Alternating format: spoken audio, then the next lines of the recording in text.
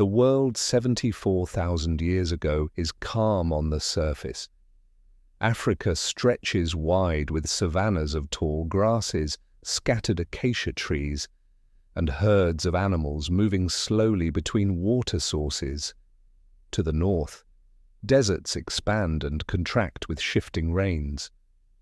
To the east, forests in Southeast Asia are alive with sound, while to the west, winds sweep across the Atlantic coast. Humanity lives in small groups, scattered and mobile, following the rhythms of the seasons. They gather, they hunt, they carry fire, and they leave faint traces behind. Far away, on the island of Sumatra, forces gather that none can see. Beneath the calm waters of a great lake, pressure builds in silence. Magma collects in chambers deep below the crust, spreading heat into the stone. Over thousands of years, the pressure grows. Cracks widen, gases dissolve and bubble, waiting for release. The landscape above remains still, lush with tropical forest, where rivers flow down into valleys rich with life. Nothing above gives away the weight of fire and stone beneath. At this time, the climate is already unstable. The planet is in the grip of an ice age. Glaciers spread across northern continents. Sea levels lie far lower than in later ages. The coasts are broader, exposing plains that stretch where future oceans will rise. Winds are sharp, skies often pale with dust, and rainfall is uneven. Even without what is to come, life for early humans is uncertain. They depend on every patch of vegetation, every migration of antelope, every pool of fresh water. The balance is fragile, yet it endures. Archaeologists studying this time find scattered traces of human presence. In Africa, obsidian blades shaped with skill. In India, stone flakes suggesting groups already living near the subcontinent's rivers. In the forests of Southeast Asia, ancient remains of animals that were once hunted. All these fragments whisper of a world full of motion and adaptation. But they also remind us how sparse the evidence is. Whole generations lived and passed, leaving almost nothing behind except for the genetic legacy carried forward. The first clue to the magnitude of the Toba event does not come from human bones or tools, but from the layers of the earth itself. Across the Indian Ocean, in cores of sediment pulled from the seafloor, geologists discover a band of ash. It is thick, widespread, and uniform in age. Later, the same ash is found across India, in Malaysia, and in Africa itself. All the evidence points back to northern Sumatra, where the largest known volcanic eruption of the last 2 million years took place. The scale is beyond measure. Before the eruption, the landscape around Toba is dominated by volcanic ridges, fertile valleys, and a highland lake. Today, what remains is the caldera, a basin 100 kilometers long, partly filled with water known as Lake Toba. This vast lake is itself the scar of the eruption, or when it formed, it was not a peaceful process. The explosion released more than 2,000 cubic kilometers of material into the atmosphere. To imagine the scale, scientists compare it to Mount St. Helens in 1980. Toba was 5,000 times larger. Such numbers feel abstract, but their meaning becomes clearer when placed in global perspective. Ash from Toba fell in layers up to several meters thick in nearby regions. It spread across thousands of kilometers, carried by winds into India, where it still lies preserved in river valleys. Microscopic shards of volcanic glass, called tephra, settled into lakes in Africa and even Antarctica. This global fingerprint allows geologists to date and link sites with precision. It is a silent record of a catastrophe that reshaped the climate. Yet before the sky darkened, before the ash spread, the world carried on in balance. Early humans lived in groups rarely larger than a few dozen. Their shelters were temporary. Their tools were carried from place to place. Fire pits were dug and then abandoned. They lived close to rivers, on coastlines, in open grasslands, wherever food and water could be found. Their survival depended on cooperation and memory. They did not know that their entire future would soon pass through one narrow gate of survival. The idea of a bottleneck comes from genetics. When scientists examined mitochondrial DNA, which passes through the maternal line, they found patterns suggesting a severe reduction in human population around this time. Some estimates suggest as few as several thousand individuals may have survived.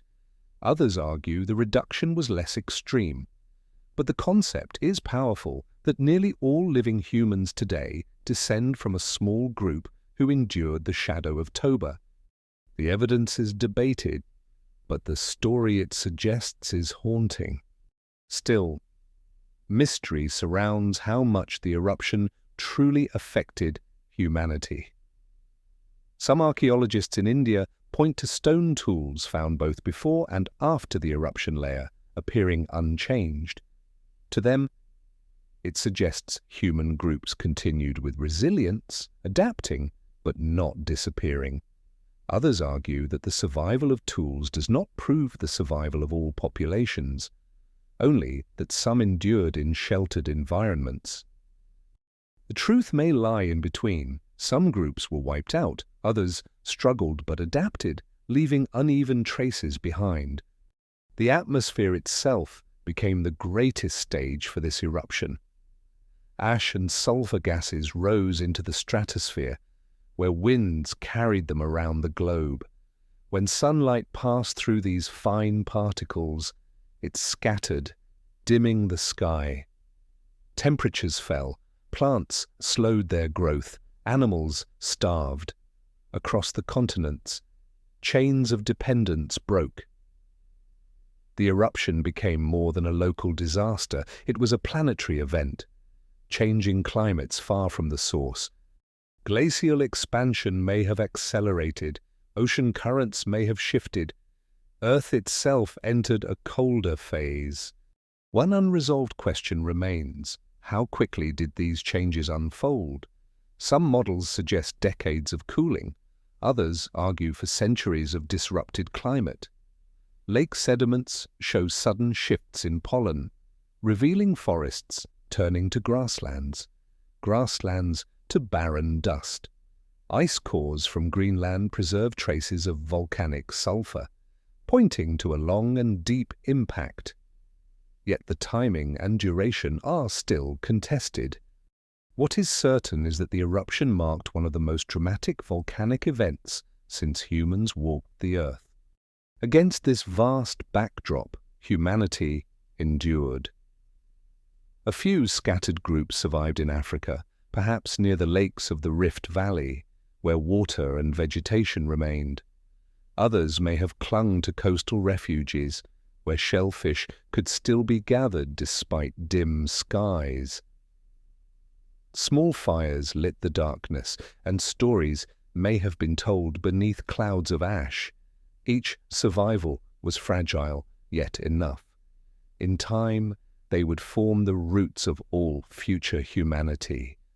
The quiet before the blast was thus not truly calm, but a fragile stillness before the upheaval. Beneath Sumatra, the magma chamber prepared its release. On the surface, people lived ordinary lives of gathering, hunting, and moving with the seasons. The planet held its breath, unaware of the eruption that would nearly erase an entire species. Beneath the island of Sumatra, the Earth moves slowly but with relentless power. Deep inside the crust, magma collects in chambers miles wide. Pressure builds as molten rock rises from the mantle, feeding the reservoir below. At first, nothing on the surface shows the strain. Forests cover the ridges, rivers flow clear, and animals move through the canopy. Yet under this calm land, gases accumulate. Water vapor, carbon dioxide, and sulfur dissolve into the magma, forming a mixture ready to expand with violent force. For tens of thousands of years, this process unfolds beyond human perception. The people living across Asia and Africa cannot feel the swelling beneath Toba. They know only the daily rhythms of survival, gathering food, watching the weather, building fires at night. But in the rock beneath Sumatra, the magma pushes against walls that grow thinner. The pressure is now beyond what the crust can hold. Every fault line, every fracture, becomes a possible escape. Scientists today measure these ancient events through the language of geology. The Toba caldera is immense, stretching nearly 100 kilometers. It formed not from a single explosion, but from the collapse of land after the magma chamber emptied. Before that collapse, the eruption itself released unimaginable energy. Estimates suggest more than 2,000 cubic kilometers of volcanic material were thrown into the atmosphere. The blast is ranked as a supereruption, one of only a handful in Earth's history. The visible eruption may have lasted only days, but the build-up spanned millennia. Magma chambers do not fill overnight. They form slowly, as mantle plumes rise and melt the crust above. Over time, pools of magma merge. Gases saturate the melt until pressure grows unbearable. Eventually, fractures open. Once they reach the surface, the release is unstoppable.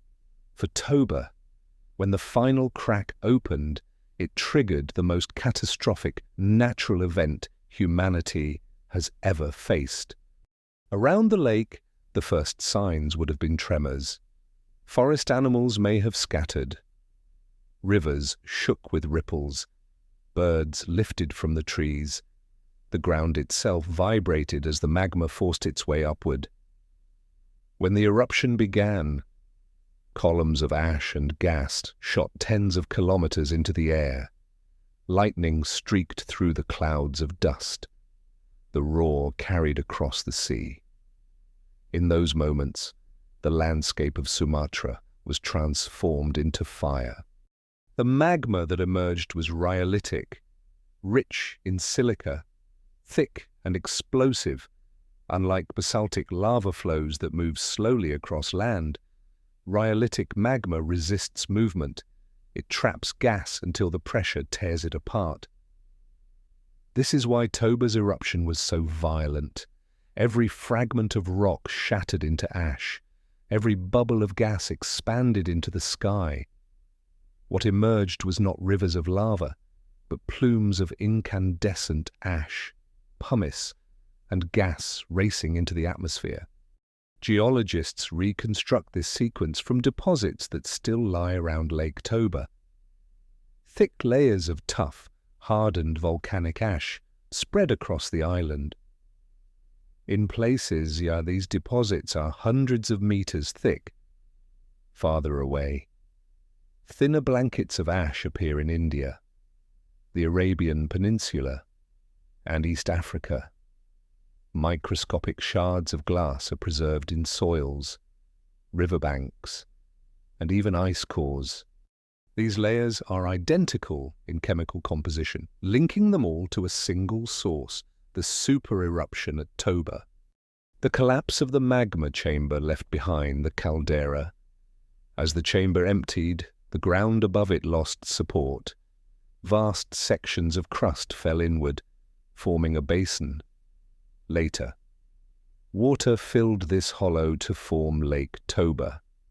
Today, the lake measures roughly 100 by 30 kilometers. Its presence is the clearest reminder of the eruption's scale. Where once mountains stood, there is now water, held within a scar visible even from orbit. Volcanologists classify eruptions using the Volcanic Explosivity Index, or VEI, on this scale. Toba ranks as a VEI 8 event, the highest possible rating. Such eruptions are exceedingly rare, occurring perhaps once every several 100,000 years. By comparison, Krakatoa in 1883, also in Indonesia, was a VEI 6. Even Tambora in 1815, which caused the global year without a summer, was smaller. Toba dwarfed them all. The global effects stem not only from ash, but from sulfur gases. When sulfur dioxide reaches the stratosphere, it forms tiny sulfate particles. These aerosols reflect sunlight back into space. After Toba, they may have spread worldwide, dimming the skies and cooling the planet for decades. This is the mechanism of the volcanic winter, a long period of reduced sunlight, lower temperatures, and ecological stress.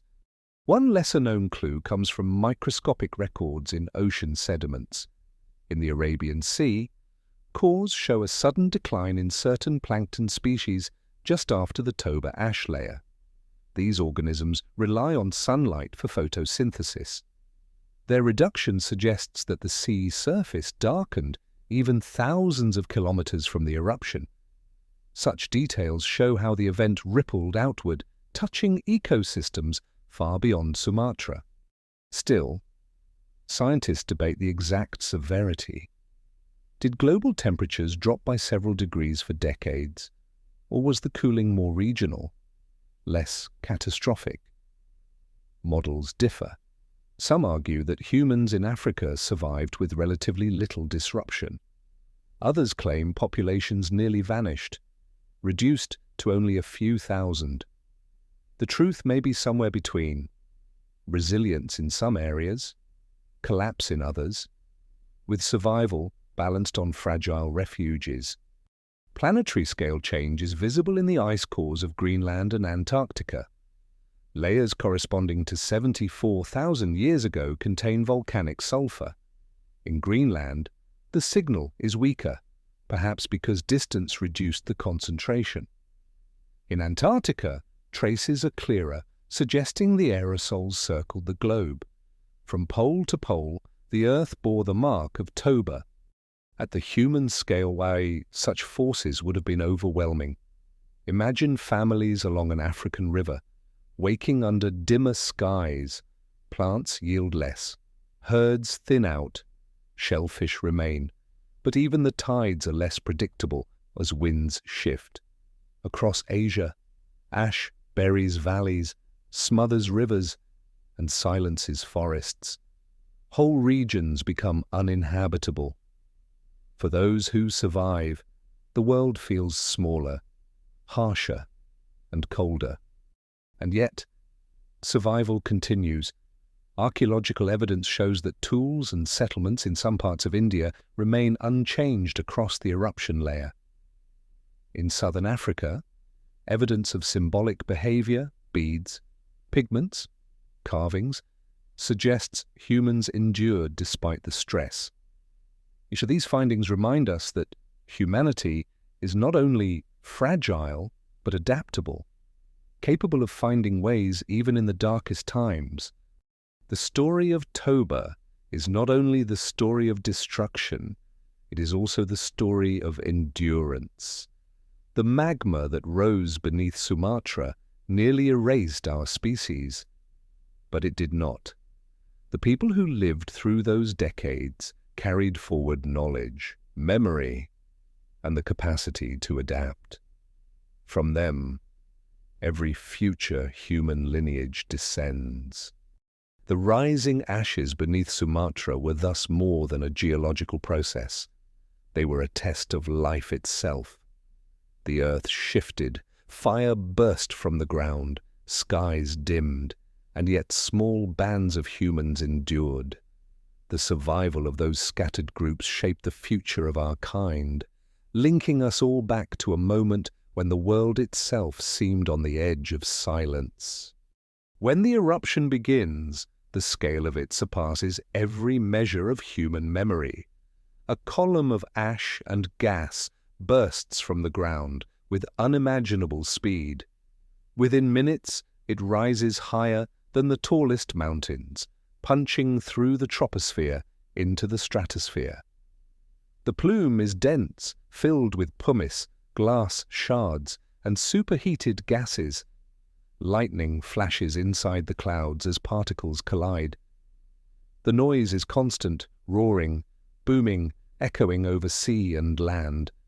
For those who witness it, the earth and sky seem to become one. The opening phase is explosive. Pressure that built for millennia is released in hours.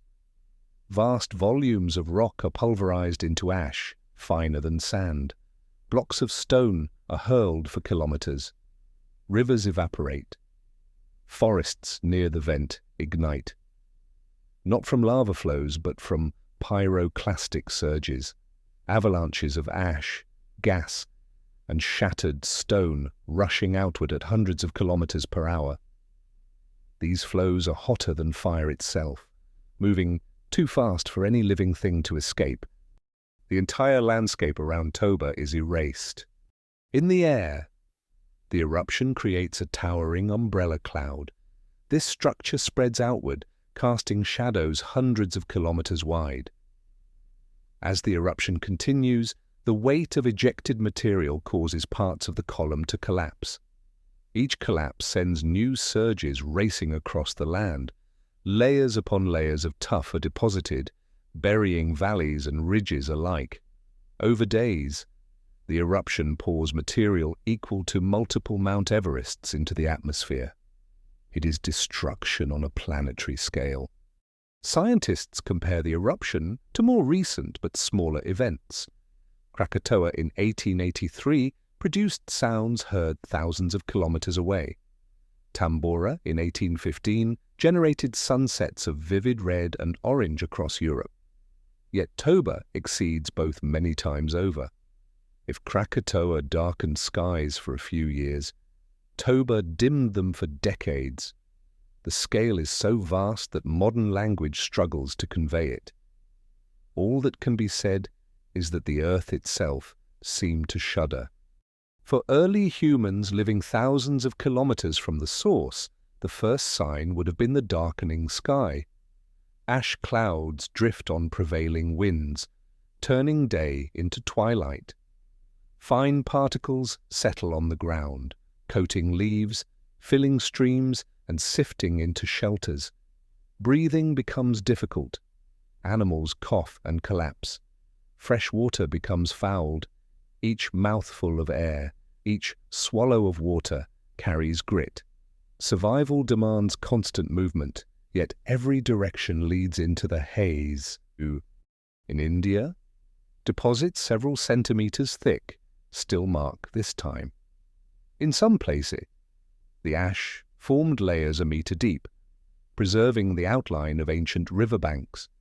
Across the Bay of Bengal, winds carried the plume into the subcontinent within hours. Farther west, ash fell over Arabia and East Africa. In these regions, the layer is thinner but still visible in sediments. This widespread blanket shows the extraordinary reach of the eruption. No human group within these zones could have remained untouched. The lesser-known detail lies in the chemistry of the ash. Microscopic analysis reveals shards of volcanic glass with unique signatures, tiny fragments that can only come from Toba. These shards are found not only in India, but in marine sediments across the Indian Ocean. They even appear in Lake Malawi in Africa, thousands of kilometers away. Each shard is a message from the eruption, carried by winds, falling silently into waters where it still rests today. The planetary consequences begin almost immediately. Ash in the stratosphere blocks sunlight, while sulfur dioxide gas transforms into reflective aerosols. Temperatures begin to fall. Plants cannot photosynthesize under dim light. Crops do not yet exist, but wild grasses, fruits, and roots wither. Animals starve, and the humans who rely on them face hunger. The Earth enters what scientists call a volcanic winter, a period of cooling that lasts for years, possibly centuries. Uncertainty remains about how severe this winter was. Some climate models suggest average global temperatures dropped by 3 to 5 degrees Celsius. Others propose more localized effects. Ice cores from Greenland record volcanic sulfur, but with weaker signals than expected. In Antarctica, the signal is stronger, hinting at uneven circulation of aerosols. Was the entire planet plunged into cold darkness, or did the impacts vary by region? The debate continues, with no single answer. Still, the eruption scale means that even a modest cooling would have been devastating. During an ice age, with glaciers already covering northern continents, even a slight temperature drop expands ice sheets, lowers sea levels further, and disrupts rainfall patterns. Monsoons weaken, deserts spread, lakes shrink. The fragile ecosystems that sustained early humans collapse in places, leaving only scattered refugees.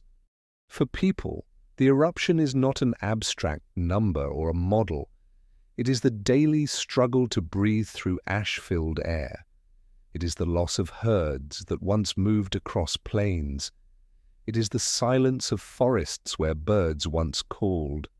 Some groups retreat to river valleys, hoping water will sustain them. Others move toward coasts, gathering shellfish that remain when plants and animals fail. Every choice is uncertain, and many do not survive. The eruption also leaves mysteries. In some parts of India, stone tools are found both beneath and above the ash layer, seemingly unchanged. Does this mean people survived in place, adapting to the new conditions? Or did new groups arrive later, leaving tools that resemble those of earlier inhabitants? Archaeologists debate this. Unsure whether the evidence shows resilience or replacement, the tools speak, but not clearly. In Africa, signs of continuity appear stronger. Caves in South Africa contain traces of symbolic behavior, engraved ochre, shell beads, and pigments, dated to around this period. These suggest that human culture did not vanish. Instead, small groups held on, keeping traditions alive even in hard times. Firelight reflected on painted walls, while outside, the skies remained dim. Such evidence reminds us that survival is not only biological, but cultural. Planetary forces, human fragility, and uncertain outcomes converge in the eruption of Toba. The Earth demonstrates its power, reshaping climates and ecosystems. Humanity stands at risk, nearly erased by forces it cannot control or foresee. Yet even in this darkest moment, survival threads its way forward. From those who endured, come all who follow. When the sky turns to fire, it is more than a metaphor. It is the lived reality of one of the greatest volcanic events in Earth's history. Ash clouds burn with lightning. Rivers of gas sweep the land. Sunlight fades. The world is reduced to shadow and silence. For humanity, it is a trial of endurance, leaving behind both scars and mysteries that remain today. The eruption of Toba continues, but the towering columns of ash and fire slowly begin to settle. What follows is the long rain of grey particles that changes the face of continents. The ash falls in silence, covering landscapes with a veil that grows heavier each day. From the shores of Sumatra to the plains of India, from the valleys of Arabia to the highlands of Africa, the same slow snowfall of ash descends. It does not melt. It does not fade. It lingers, burying everything beneath it. In South Asia, this blanket of ash is thick and unyielding. Archaeologists studying ancient river valleys in India have uncovered layers up to several meters deep, still intact after 74,000 years. Beneath these layers, stone tools and traces of life remain frozen in time. Above them, silence, an absence of evidence for generations. The ash suffocated soils, clogged streams, and turned fertile plains into deserts of grey. What once gave life became uninhabitable. The first effect of ash is suffocation of plants. Every leaf becomes coated with a fine, abrasive dust that blocks sunlight and halts photosynthesis. Trees lose their green within days. Grasslands wither. Shrubs collapse under the weight. Pollen records confirm this transformation. In lake sediments, the proportion of tree pollen falls sharply right above the ash horizon, replaced first by grasses and then by signs of near barrenness. A whole ecosystem collapses in the span of weeks, its story recorded grain by grain. For animals, consequences are swift. Grazing herds find no food. Water sources become choked. Fish in rivers suffocate as gills clog with ash. Birds flee but cannot find clean air. Predators, deprived of prey, grow weaker. For early humans, this collapse reverberates in every meal missed. Hunting yields little. Gathering brings little, and water carries danger. What once supported life now becomes a trap. The weight of ash also transforms the land itself. Roofs of shelters made from branches and leaves cave in. Tree limbs snap under the load. In valleys, layers compact into hard crusts that resist regrowth for decades. Rain mixes with ash to form slurries that flow like cement, filling hollows and sealing soils. Rivers alter course as channels clog. Floodplains shift. A geography that people once knew by memory becomes unfamiliar, reshaped by the weight of falling dust. At the human scale, ash brings hardship in every detail. Eyes sting and water constantly. Breathing becomes painful as particles scratch throats and lungs. Cooking fires struggle for air, and sparks smolder instead of a flame. Water collected from streams leaves grit on the tongue. Each act of survival grows harder, not because of predators or drought, but because the very air and soil have been poisoned by the eruption. Archaeological gaps in settlement layers in South Asia may reflect these struggles. Sites vanish for centuries before reappearing, suggesting abandonment or depopulation. Yet not all regions suffer equally. Ash falls unevenly, depending on winds and rainfall. Some valleys are buried deeply, others only dusted. In southern India, the site of Jwalapuram shows continuity of stone tool traditions, both below and above the ash. This hints at survival in certain pockets, perhaps where ash was thinner or resources more resilient. Did families huddle near rivers where water, though fouled, could still sustain? Did they move toward coasts where shellfish remained abundant? The exact details are lost, but the tools speak of resilience amid devastation. One lesser-known piece of evidence comes from microscopic shards of volcanic glass found in Lake Malawi in Africa, thousands of kilometers away from Sumatra. These shards match Toba's chemical signature exactly. They prove that ash particles circled continents, carried across skies far wider than the eruption zone. To this day, they rest on the lake floor, silent reminders of how far the eruption reached. No human group, no ecosystem, was entirely untouched. On the planetary scale, this ash changes the skies At first, it hangs in the troposphere, dimming light regionally, but the finest particles rise higher, into the stratosphere, where they remain for years. Winds carry them around the globe. Sunlight scatters, and the earth cools. What began as falling grey dust over Sumatra becomes a global veil. From Africa to the Americas, the sky appears hazy, and the sun weakens. How much this cooling changed, the world is still debated.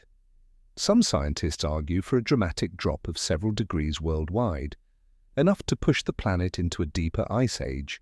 Others believe the effects were more regional, devastating in Asia, but milder in Africa. The record is unclear. Greenland ice cores show weaker volcanic signals than expected, while Antarctic cores display stronger traces. The uneven data leaves open the question of whether the whole world shivered equally. But for the people living through it, numbers and models do not matter. What they felt was dim sky, weak plants, and scarce animals. The forests were no longer familiar. Herds migrated elsewhere or vanished. Water required straining and boiling to be safe. Each sunrise brought no comfort, only the same twilight glow. For many, this meant moving, abandoning lands long known. For others, it meant staying and risking hunger. Every decision carried weight, yet none promised safety. Archaeologists see this moment as one of uncertainty. In some places, the archaeological record pauses, as though silence has fallen over entire regions. In others, it continues, suggesting resilience. The contrast is striking. Some groups may have perished completely, their lineages ended. Others endured, leaving behind tools, pigments, and shells that prove continuity. The unevenness is part of the mystery, why some survived where others could not. The ash also records time with precision. Because it's spread so widely, scientists use it as a marker horizon. Layers of sediment in Africa, India, and Southeast Asia can all be aligned by the presence of Toba ash. This allows climate records, archaeological evidence, and even genetic studies to be synchronized. The catastrophe becomes a reference point across disciplines, a scar that helps us read the Earth's memory. For the survivors, however, the falling ash was not a marker but a daily ordeal. Weeks turned to months. Eventually, the skies began to clear. Rain washed some ash into rivers. Winds thinned the haze. Plants began to push through in sheltered places. Life did not return at once, but slowly, steadily. Forests regrew, animals returned, and humans adapted. What had seemed like an endless night proved temporary, though the memory may have endured in whispers and traditions. The blanket of falling ash thus stands as both devastation and legacy. It smothered forests, silenced rivers, and erased whole regions from habitation. Yet it also preserved evidence across continents, a unifying trace that scientists use today to piece together humanity's most fragile moment. For those who lived it, it was a time of hardship, breath by breath, day by day. For us, it is a story written in stone and soil, reminding us how close the world once came to losing nearly all of us. Of high above the earth, invisible streams of air begin to carry Toba's legacy far beyond Sumatra. The eruption's ash and gases rise into the stratosphere, where jet streams sweep them across continents. In this upper layer of the atmosphere, winds move freely without being disturbed by mountains or weather systems. What begins as a towering plume over northern Sumatra becomes, within weeks, a global veil. The eruption is no longer only a local disaster, it becomes planetary. The ash itself comes in many sizes, heavy fragments fall quickly, blanketing valleys in Southeast Asia, but the finest particles, smaller than grains of pollen, remain aloft for months. These microscopic shards of volcanic glass drift on the wind. Some fall in India, others in Arabia, and still more travel into Africa. Some cross oceans. They eventually settle in lakes, bogs, and seabeds, where they rest to this day. Each one is a fragment of the eruption carried across the sky. Scientists have tracked these journeys through cores drilled from the seafloor. In the Indian Ocean, layers of ash stretch across thousands of kilometers, all deposited at the same moment in time. In East Africa, lakes contain the same chemical fingerprints, confirming that even distant lands received this gift of dust.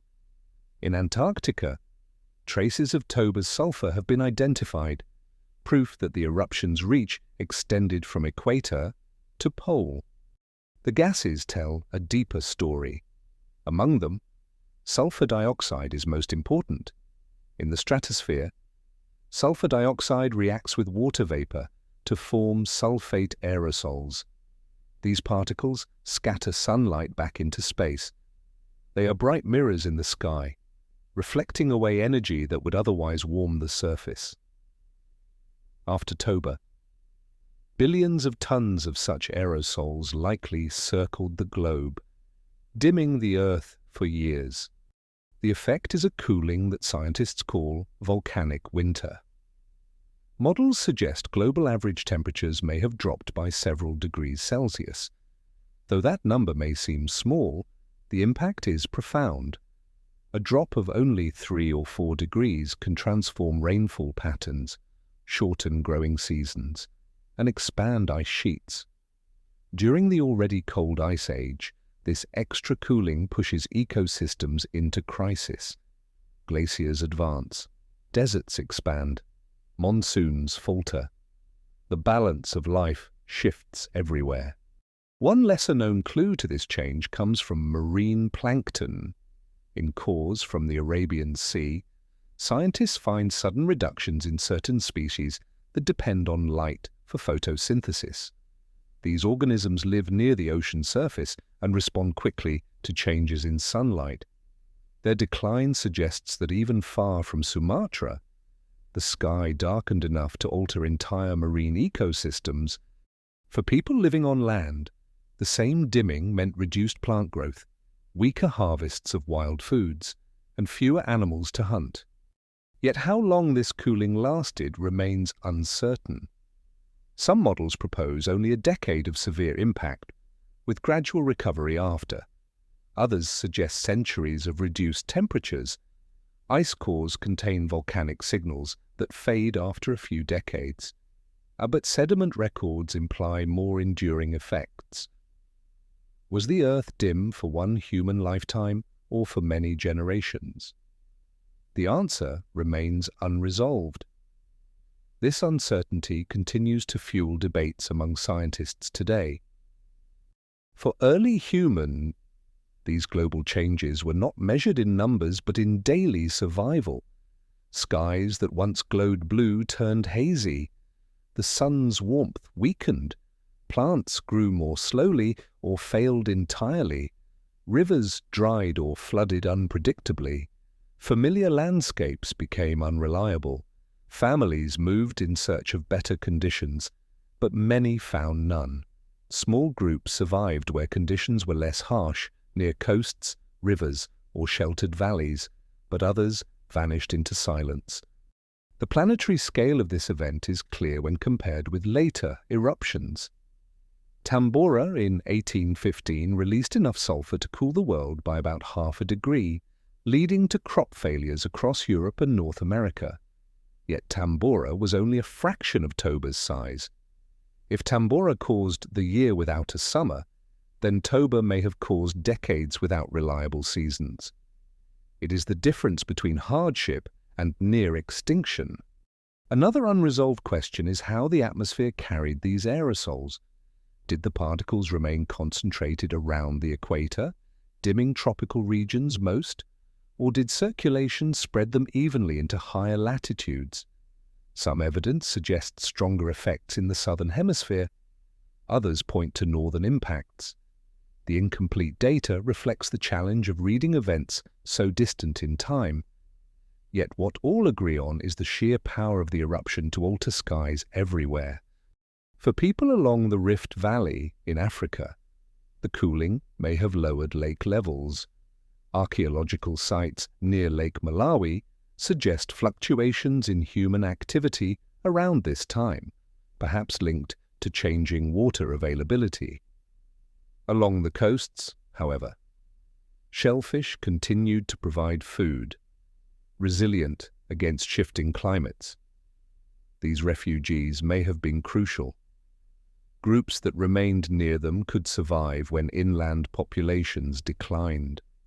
In this way, the winds that spread dust also indirectly determined where humanity's line endured. One planetary-scale observation is the lowering of sea levels that followed. Cooling causes glaciers to expand, locking away water. Coastlines extend outward. Plains that were once seabeds are exposed. For human groups, this opens new routes, but also transforms familiar coasts. What was once a shoreline becomes distant, and what was once shallow sea becomes dry land. The earth reshapes itself quietly, even as ash still lingers in the skies. In this period of dim light, fire becomes more important than ever. Humans gather around flames, their only reliable warmth. The glow of fire replaces the glow of the sun. Ash in the air reddens the light, so the world takes on an unfamiliar hue. Did these groups sense the scale of what had happened? Or did they see only the local struggles, less food, colder winds, strange skies? We cannot know, but their survival in such times is testimony to endurance. Over time, winds slowly thin the aerosols. Rain draws ash down into rivers and soils. Forests begin to recover in patches. Grass pushes through grey crusts. Animals return cautiously. Yet recovery is not quick. For decades, the earth bears the weight of Toba's dust. Even as life resumes, it does so unevenly, with some regions rebounding faster than others. This patchwork recovery shapes the migrations and survival of humans who endure. The winds that carried dust and gas thus carried also the fate of humanity. They spread the eruption's reach across oceans, across continents, into every sky. They linked distant lands in a single, shared shadow. The world that emerged afterward was colder, dimmer, and scarred, but it was still alive. And from the scattered groups who survived beneath this global veil, the story of humanity continued. The eruption ends, but its shadow remains. After the last bursts of fire and ash from Sumatra fade, the atmosphere holds its breath beneath a cloak of dust and gas. The sun's light is dimmed, filtered through the veil of aerosols spread by global winds. Across continents, temperatures begin to drop. It is the beginning of what scientists call a volcanic winter, a prolonged season not measured in months but in decades. For early humans, it becomes the most severe challenge their species has yet faced. The skies above remain hazy. Even when clouds part, the sun looks pale, shrouded in faint halos. Daylight hours are darker, and the warmth that once reached the ground is weaker. Nights are colder, winds sharper. Plants, unable to capture enough sunlight, falter. Trees shed leaves and fail to regrow them. Grasses thin. Seeds sprout but do not mature. Pollen records from lakes in India and Africa show these sudden changes clearly. A shift from wooded landscapes to barren plains. The forests collapse, leaving silence where once birds and insects filled the air. For animals, the volcanic winter is harsh. Herds of antelope, gazelle, and buffalo find less to eat. Their migrations grow desperate, seeking patches of surviving vegetation. Predators, deprived of prey, struggle in turn. Lions, leopards, and wild dogs compete fiercely for what little remains. Many collapse, their bones scattered in valleys that can no longer sustain them. This chain of scarcity reaches humans. Hunters return empty-handed. Gatherers find fewer fruits or roots, and families face hunger on a scale they had never known. One lesser-known detail comes from East Africa. In sediments from Lake Malawi, a record shows the lake level dropping dramatically just after the Toba eruption. This suggests rainfall patterns shifted, perhaps because cooler global temperatures altered monsoons. For the people living near its shores, a shrinking lake would have meant the loss of fish, birds, and fresh water. At the same time, exposed lake beds may have provided fertile soils when rains returned, offering new but temporary opportunities. These cycles of loss and renewal show how unevenly the volcanic winter played out across regions. The dimming of sunlight also affects oceans. Near the surface, plankton depend on light for photosynthesis. Cores taken from the Arabian Sea reveal declines in plankton abundance at this time. Fewer plankton means fewer fish, and fewer fish means less food for coastal peoples. Marine life recovers faster than land plants, but even short declines strain the delicate balance. The interconnectedness of Earth's systems becomes visible. Ash in the sky over Sumatra alters life thousands of kilometers away in distant seas. How long this winter lasted remains debated. Some models suggest only a decade of extreme cold followed by gradual recovery. Others argue that cooling persisted for centuries, layered onto the Ice Age already in progress. Ice cores from Greenland and Antarctica hold volcanic sulfur, but their signals fade within decades. Yet soil and sediment records hint at longer-term effects. The uncertainty remains, and with it, the mystery of how close humanity came to vanishing in this period. The planetary consequences are immense. Glaciers advance slightly, adding mass to ice sheets already vast. Sea levels fall further, exposing coastal plains. Winds shift, deserts expand, rainfall weakens. Monsoon systems, which rely on strong seasonal heating, falter under the cooler skies. Regions once fertile become arid. These large-scale changes reshape the Earth's surface, leaving only pockets where life endures with relative stability.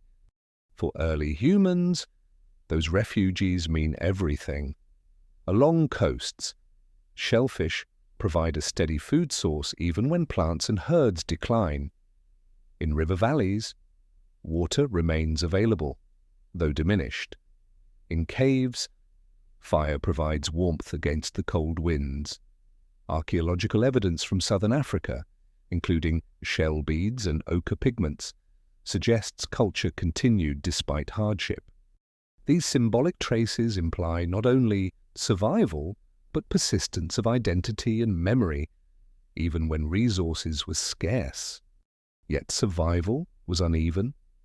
Genetic studies of modern humans show signs of a bottleneck during this period. Mitochondrial DNA patterns suggest that humanity may have been reduced to a small population, perhaps as few as several thousand breeding individuals. And this does not mean every group perished, but that many did, leaving only a narrow genetic thread to continue. From those who endured, all present-day humans descend.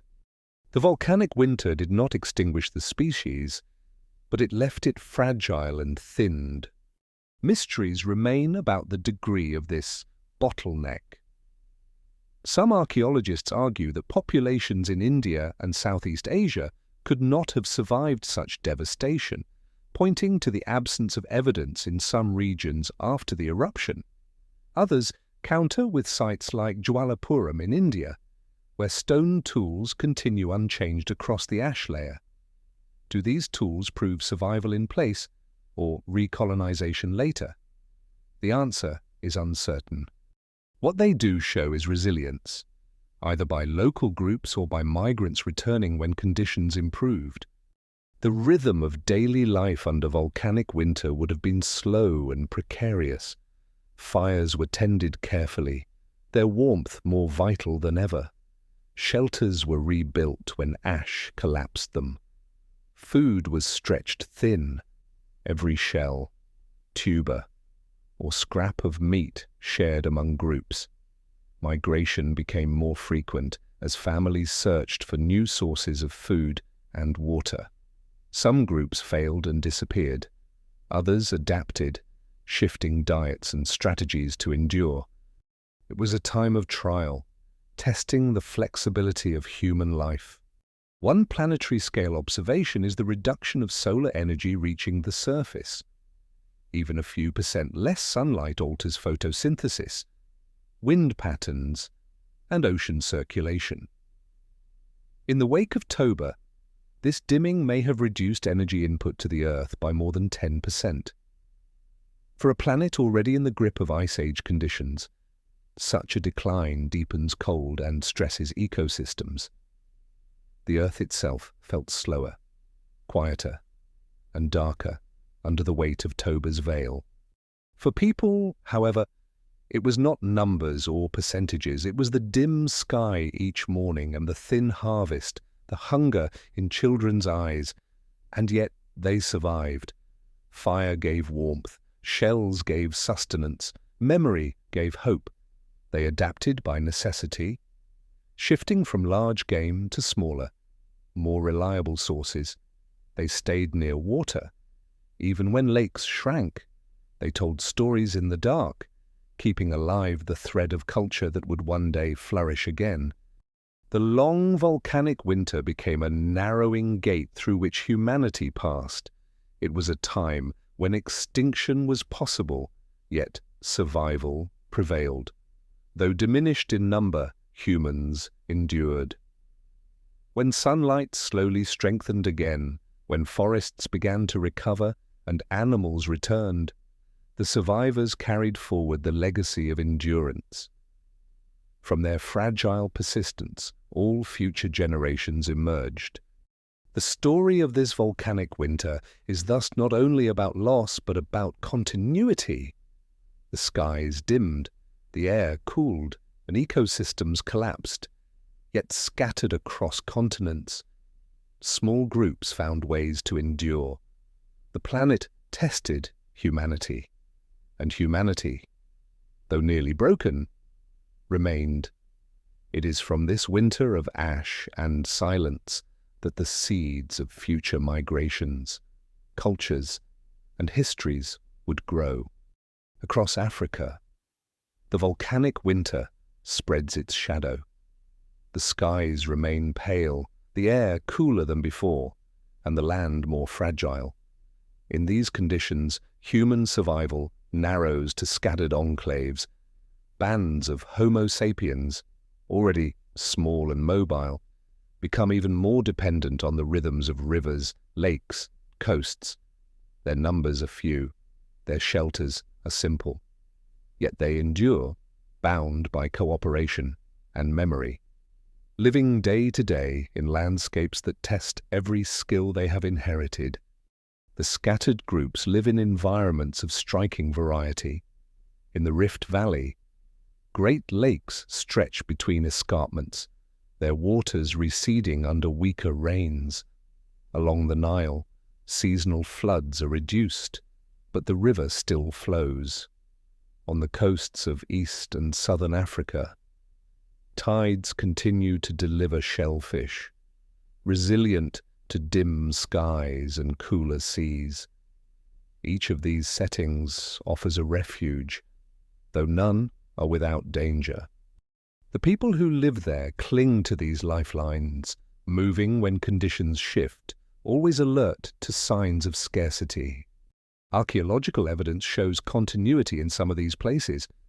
At sites such as Pinnacle Point in South Africa, traces of shellfish gathering and ochre use continue even through the period after Toba. This suggests that groups survived by exploiting coastal resources, turning to the sea when the land faltered. The persistence of symbolic behavior, like the use of pigments and beads, indicates that culture did not vanish. Even in hardship, humans created and remembered. Such continuity is a thread of resilience across the volcanic winter. In other regions, the evidence is more fragmented. Habitation layers disappear for centuries, hinting at abandonment or depopulation. Some valleys show no trace of human activity after the ash fell, while others show a quick return. These gaps remind us that survival was uneven. Some groups adapted successfully, others vanished. The pattern is patchy, reflecting both the randomness of ash fall and the differing strategies of survival. One lesser-known detail comes from sites along the Kenyan Rift. Here, obsidian tools appear with remarkable consistency before and after the period of Toba's eruption. The volcanic ash horizon is faint, but the cultural record is steady. Did this mean groups here found refuge near lakes, where water and vegetation persisted? Or did their traditions spread later from surviving populations elsewhere? The tools cannot tell the full story, but they suggest that continuity existed even where the skies dimmed. Daily life in these scattered bands must have been cautious and careful. Families of 20 or 30 individuals gathered around fires at night, their shelters made of branches and hides. By day, small parties searched for food. The hunters sought small game, hares, birds, antelope where they remained. The gatherers dug for roots, gathered berries, and searched for tubers. At the coasts, they pried limpets and mussels from rocks, their hands raw from the salt and cold water. Every task was essential, every resource shared. Genetic evidence supports the picture of fragmentation. Studies of mitochondrial DNA show reduced diversity, consistent with a bottleneck. Humanity may have been reduced to a population of only a few thousand breeding individuals, spread across Africa. These bands would have been isolated, with little contact between them. Communication was limited by distance and harsh conditions. The survival of each group was largely its own responsibility, reliant on cooperation within and luck without. Mystery surrounds how symbolic traditions persisted during this time. Beads made from shells, ochre engraved with simple lines, and tools shaped with care all appear in layers that correspond to the volcanic winter. Why would people continue to create symbols and adornments when survival was so difficult? Perhaps these practices strengthened social bonds, reinforcing cooperation. Perhaps they provided comfort, a sense of continuity with the past. Whatever the reason, they endured, suggesting that humanity's resilience was cultural as much as biological. On the planetary scale, the volcanic winter reduces rainfall across wide areas. The Sahara expands further south. Grasslands recede. Forest belts shrink. These shifts push both animals and humans into narrower corridors. Rivers like the Nile and the Zambezi become lifelines, channels of life cutting through otherwise barren land. The importance of water becomes absolute. Groups that remain near these rivers endure. Those far from them face greater risk of disappearance. In East Africa, the Great Rift Valley lakes serve as refuges. Even when levels drop, they still provide fish and waterfowl. Along the coast, shellfish remain reliable, unaffected by changing rainfall. These refuges allow humans to continue, though in reduced numbers. Later genetic and archaeological evidence suggests that it was precisely these regions, the Rift Valley and southern African coasts, that nurtured the ancestors of all who came after. From small, scattered populations, the lineage of modern humans survived the trial of Toba. The scarcity of resources forces changes in movement. Where once groups roamed widely, now they cluster in smaller territories around dependable water. Migrations are cautious, limited by the need to remain near refugees. The range of humanity contracts. For thousands of years, this contraction defines their existence, holding them back until conditions improve. These constraints shape the genetic bottleneck, narrowing diversity. Yet they also ensure focus on cooperation, as survival depends on every member's contribution. Archaeologists see hints of innovation in this period. Stone tools show continued refinement, even when resources were scarce. The persistence of microliths, small, sharp blades, suggests that efficiency was valued. These tools maximize the use of limited stone, an adaptation to scarcity. The survival of culture and technology shows that humans did not simply endure passively, they adapted actively, finding ways to make limited resources last longer. One unresolved question is whether humans outside Africa survived the eruption. In India, as noted, tools above and below the ash layer appear unchanged. Some interpret this as proof that groups endured there despite the devastation. Others argue that new arrivals repopulated the region later. The debate continues, and with it the question of whether Africa was the sole refuge or whether isolated pockets of humans also survived beyond. The scattered bands of survivors lived close to extinction, yet carried forward the potential of the species. Each firelit camp, each shelter along a riverbank, each family gathering around scarce food, these were the seeds of the future. From such small beginnings, humanity endured the cold shadow of volcanic winter. At the planetary level, the Earth itself remained indifferent. The skies dimmed, the glaciers spread, the deserts expanded, and the seas cooled. Yet within this vast indifference, tiny groups of humans found ways to persist. They became custodians of survival, though they did not know it.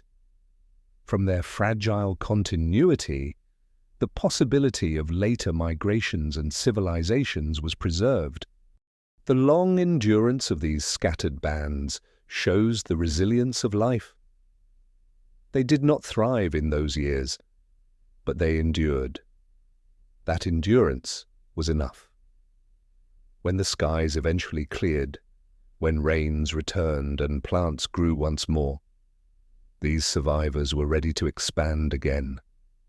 Humanity had passed through its narrowest gate and emerged, scarred but unbroken. As the volcanic winter stretches across decades, humanity does not vanish, but it is diminished. The evidence lies not only in the fragments of stone tools and beads scattered across ancient campsites, but also within the very bodies of all living people today. Genetic studies, conducted tens of thousands of years later, reveal an echo of this near catastrophe. A bottleneck, where the lineages of Homo sapiens were squeezed through the narrowest passage in their history. Geneticists study mitochondrial DNA, passed down through the maternal line, and the Y chromosome, inherited through the paternal line. Both tell the same story. Diversity shrinks sharply around 70 to 75,000 years ago. The implication is that only a few thousand breeding individuals survived the crisis. Some estimates propose as few as 3 to 10,000. Others suggest slightly larger numbers, yet still a drastic reduction for a species spread across continents.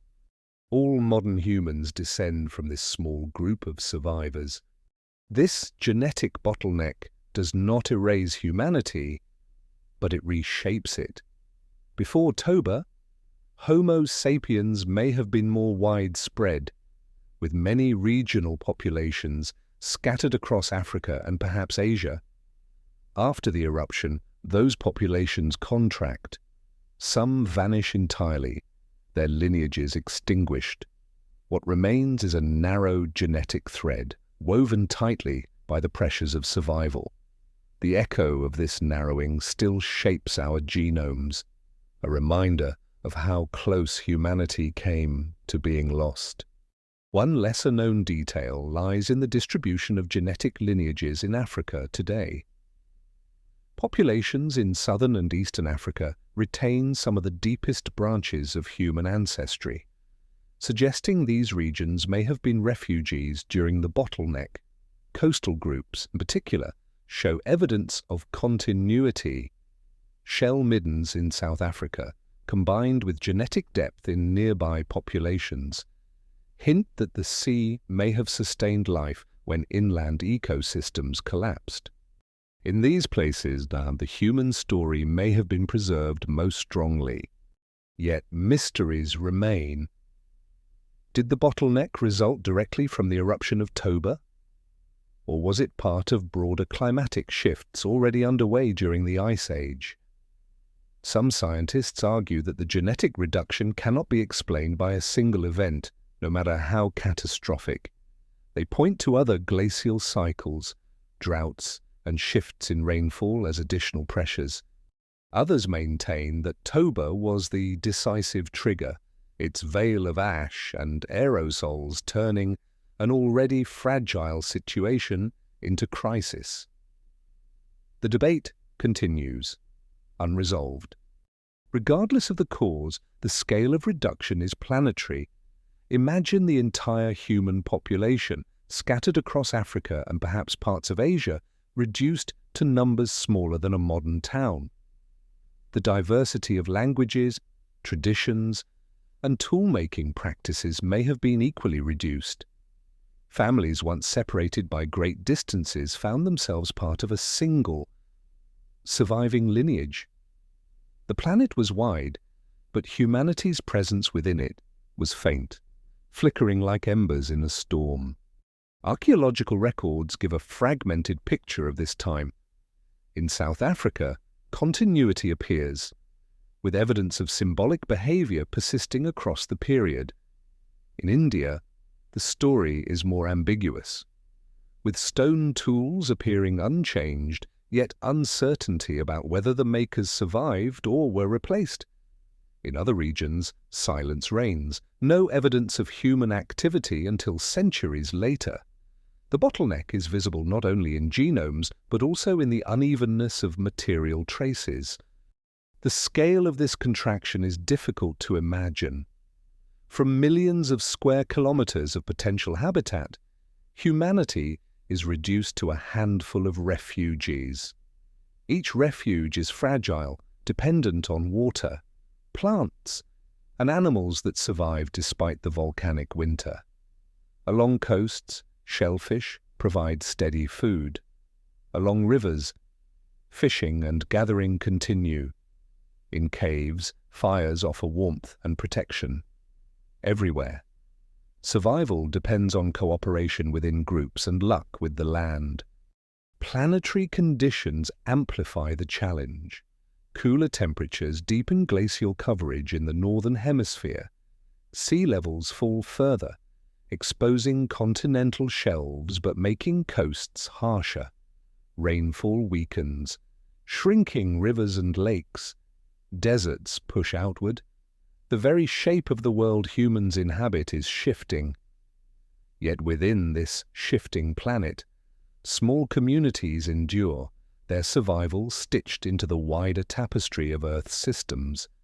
One unresolved mystery is whether this bottleneck affected only Homo sapiens or whether other human lineages suffered as well. Neanderthals and Denisovans persisted in Eurasia through this time, suggesting that their populations were more resilient to the eruption's effects. Did their larger ranges and adaptation to colder climates give them an advantage? Or were they also reduced, but less dramatically? The evidence is incomplete, but the survival of multiple human lineages through this period highlights the diversity of humanity's ancient family. The genetic bottleneck of Toba has lasting consequences, with reduced diversity. Mutations that arose in later generations spread widely, becoming shared by all humans. The small founding population meant that cultural and technological changes developed by survivors also carried forward disproportionately. In this sense, the bottleneck was not only a narrowing but also a focusing. The traits and traditions that endured became the foundation of all that followed. In daily life, those who survived likely did not know they represented the future of the species. Their world was immediate: hunger, cold, and dim skies.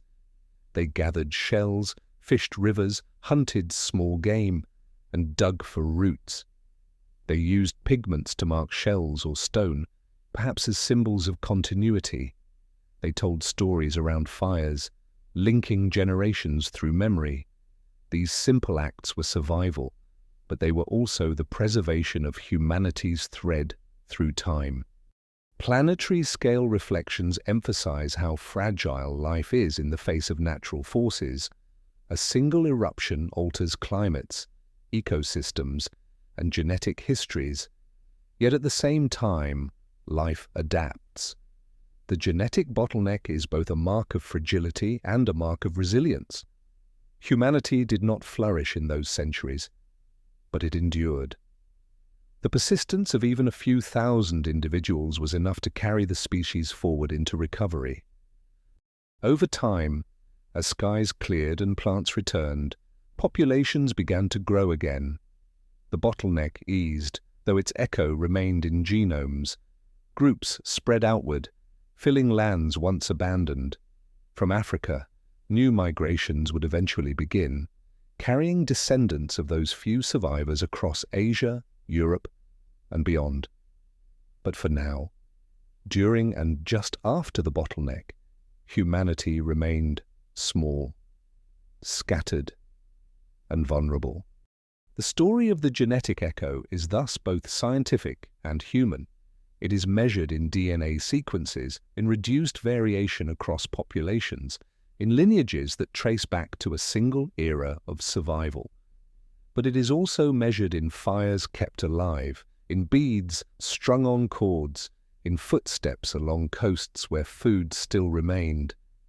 The survival of the species depended on ordinary acts repeated countless times, holding life steady until the world recovered. From this narrow passage, all modern humanity descends. Every language spoken today, every culture, every tradition carries the legacy of those who endured. The genetic echo of Toba is not only a record of loss, but a record of continuity. It shows how fragile life was, yet how strong its thread remains when held by cooperation and persistence. Long after the ash has settled and the skies have dimmed, the traces of Toba remain hidden in the ground. Archaeologists, digging through riverbeds and caves, uncover evidence that tells part of the story of survival and loss. These discoveries are uneven. Some sites show continuity of life, others show abrupt silence.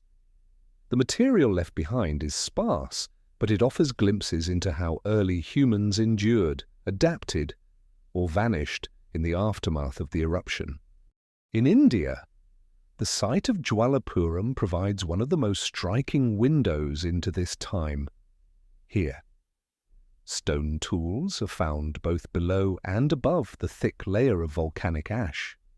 They appear similar in form: flakes, scrapers, and blades made from local rock. To some scientists, this suggests that the same human group survived the eruption in place, adapting to the colder and darker environment. To others, the continuity may reflect later recolonization by groups carrying similar traditions. The tools cannot speak directly, but they leave a puzzle that continues to divide interpretation. Other sites across the subcontinent tell varied stories. In some valleys, the ash layer lies undisturbed, with no tools above it for centuries. In others, traces of human presence reappear quickly. This uneven pattern may reflect how local conditions shaped survival. Where ash was thin and water remained, humans endured. Where ash was deep and vegetation collapsed, they may have disappeared. The archaeological record is patchy, echoing the scattered survival of humanity itself. One lesser-known discovery comes from Africa. At Pinnacle Point in South Africa, layers of shell middens, heaps of discarded mollusk shells, span the time around the Toba eruption. These middens show that humans continued to gather food from the sea even as the land grew less reliable. The continuity of shellfish gathering is significant. It suggests that coastal resources provided a lifeline, stable even during periods of climatic stress. The sea may have carried humanity through the bottleneck when inland food sources failed. In East Africa, caves and rock shelters preserve traces of symbolic behavior. Ochre pieces, some engraved with simple crosshatch patterns, have been found in layers dated near the time of Toba. Beads made from shells also appear, suggesting that humans maintained symbolic traditions during the crisis. These artifacts raise questions. Why invest effort in symbolism when survival is so difficult? Perhaps symbols strengthened social cohesion, binding groups together in times of scarcity. Perhaps they offered continuity, connecting people to ancestors even when the future seemed uncertain. Yet many mysteries remain unresolved. Did the eruption truly cause widespread collapse, or were its effects more localized? Some scholars argue that the Toba catastrophe theory, the idea of near-total extinction, overstates the impact. They point to evidence of continuity in both Africa and India. Others argue that genetic bottleneck evidence cannot be ignored, and that the archaeological record's gaps represent real depopulation. The debate continues, with no final consensus. The truth may be complex, a disaster in some regions, resilience in others. The soils and sediments themselves carry silent testimony. Volcanic glass shards, called tephra, are found across Asia and Africa. Each shard is chemically unique to Toba, allowing precise identification. These shards form a global marker horizon, linking sites thousands of kilometers apart. Archaeologists use them to align timelines, connecting changes in vegetation, animal remains, and human activity across continents. The ash layer is thus not only a record of disaster but also a tool for reconstructing ancient history. Planetary scale changes appear in pollen records. In India, forests vanish from the record, replaced by grass and then by barren samples. In East Africa, similar shifts occur, though less severe. These sudden transitions show how ecosystems collapsed almost instantly under the weight of ash and the dimming of the skies. Lakes record falling levels, rivers carry unusual sediments, and soils turn pale with deposits. Across the globe, the Earth itself remembers the eruption in its very structure.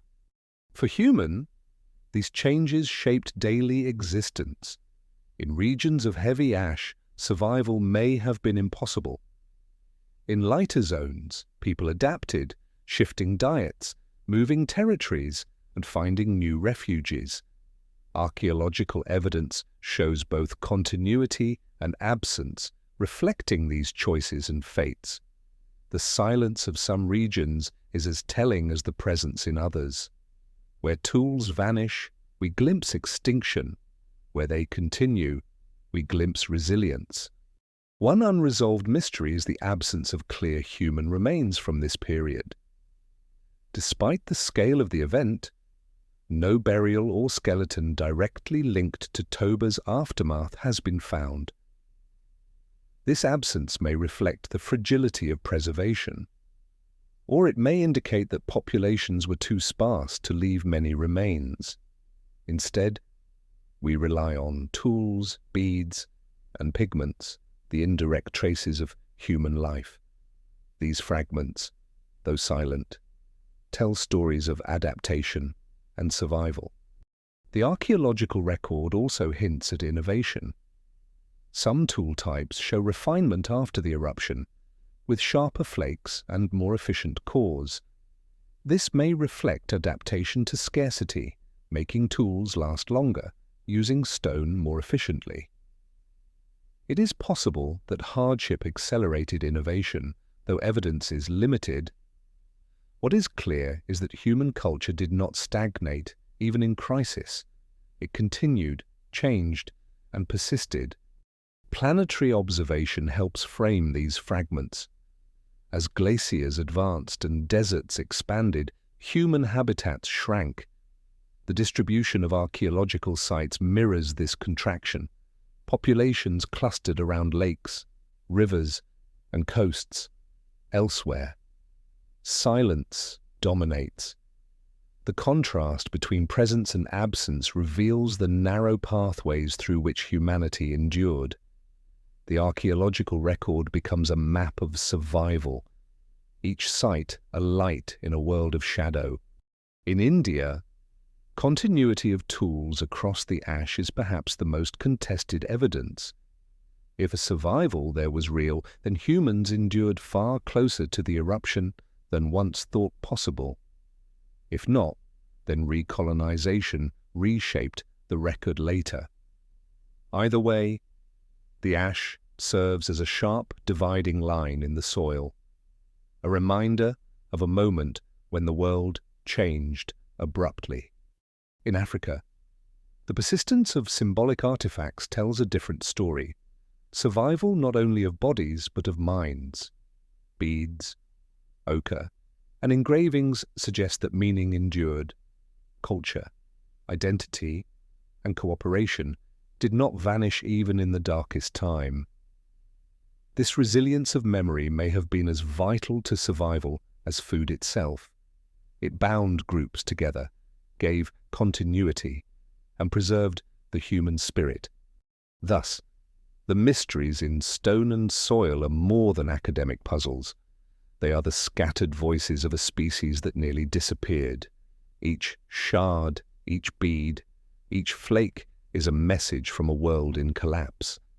Together, they reveal both the fragility and the resilience of humanity. The silence in some regions, the continuity in others, the debate over survival all combine into a picture of uncertainty. Yet within that uncertainty lies the truth of human endurance. Archaeology cannot tell the full story, but it shows enough that humanity passed through fire and ash, leaving traces in the soil that we can still read today. Across Africa, while much of the world falls into shadow, certain landscapes remain lifelines. Rivers, lakes, and wetlands become sanctuaries for scattered groups of Homo sapiens struggling through the volcanic winter. These waterways, stretching across the continent from the Nile in the north to the Great Lakes of the Rift Valley further south, provide water when rains fail, food when grasses wither, and pathways through otherwise harsh terrain. In times of scarcity, they are more than features of the land. They are the beating heart of survival.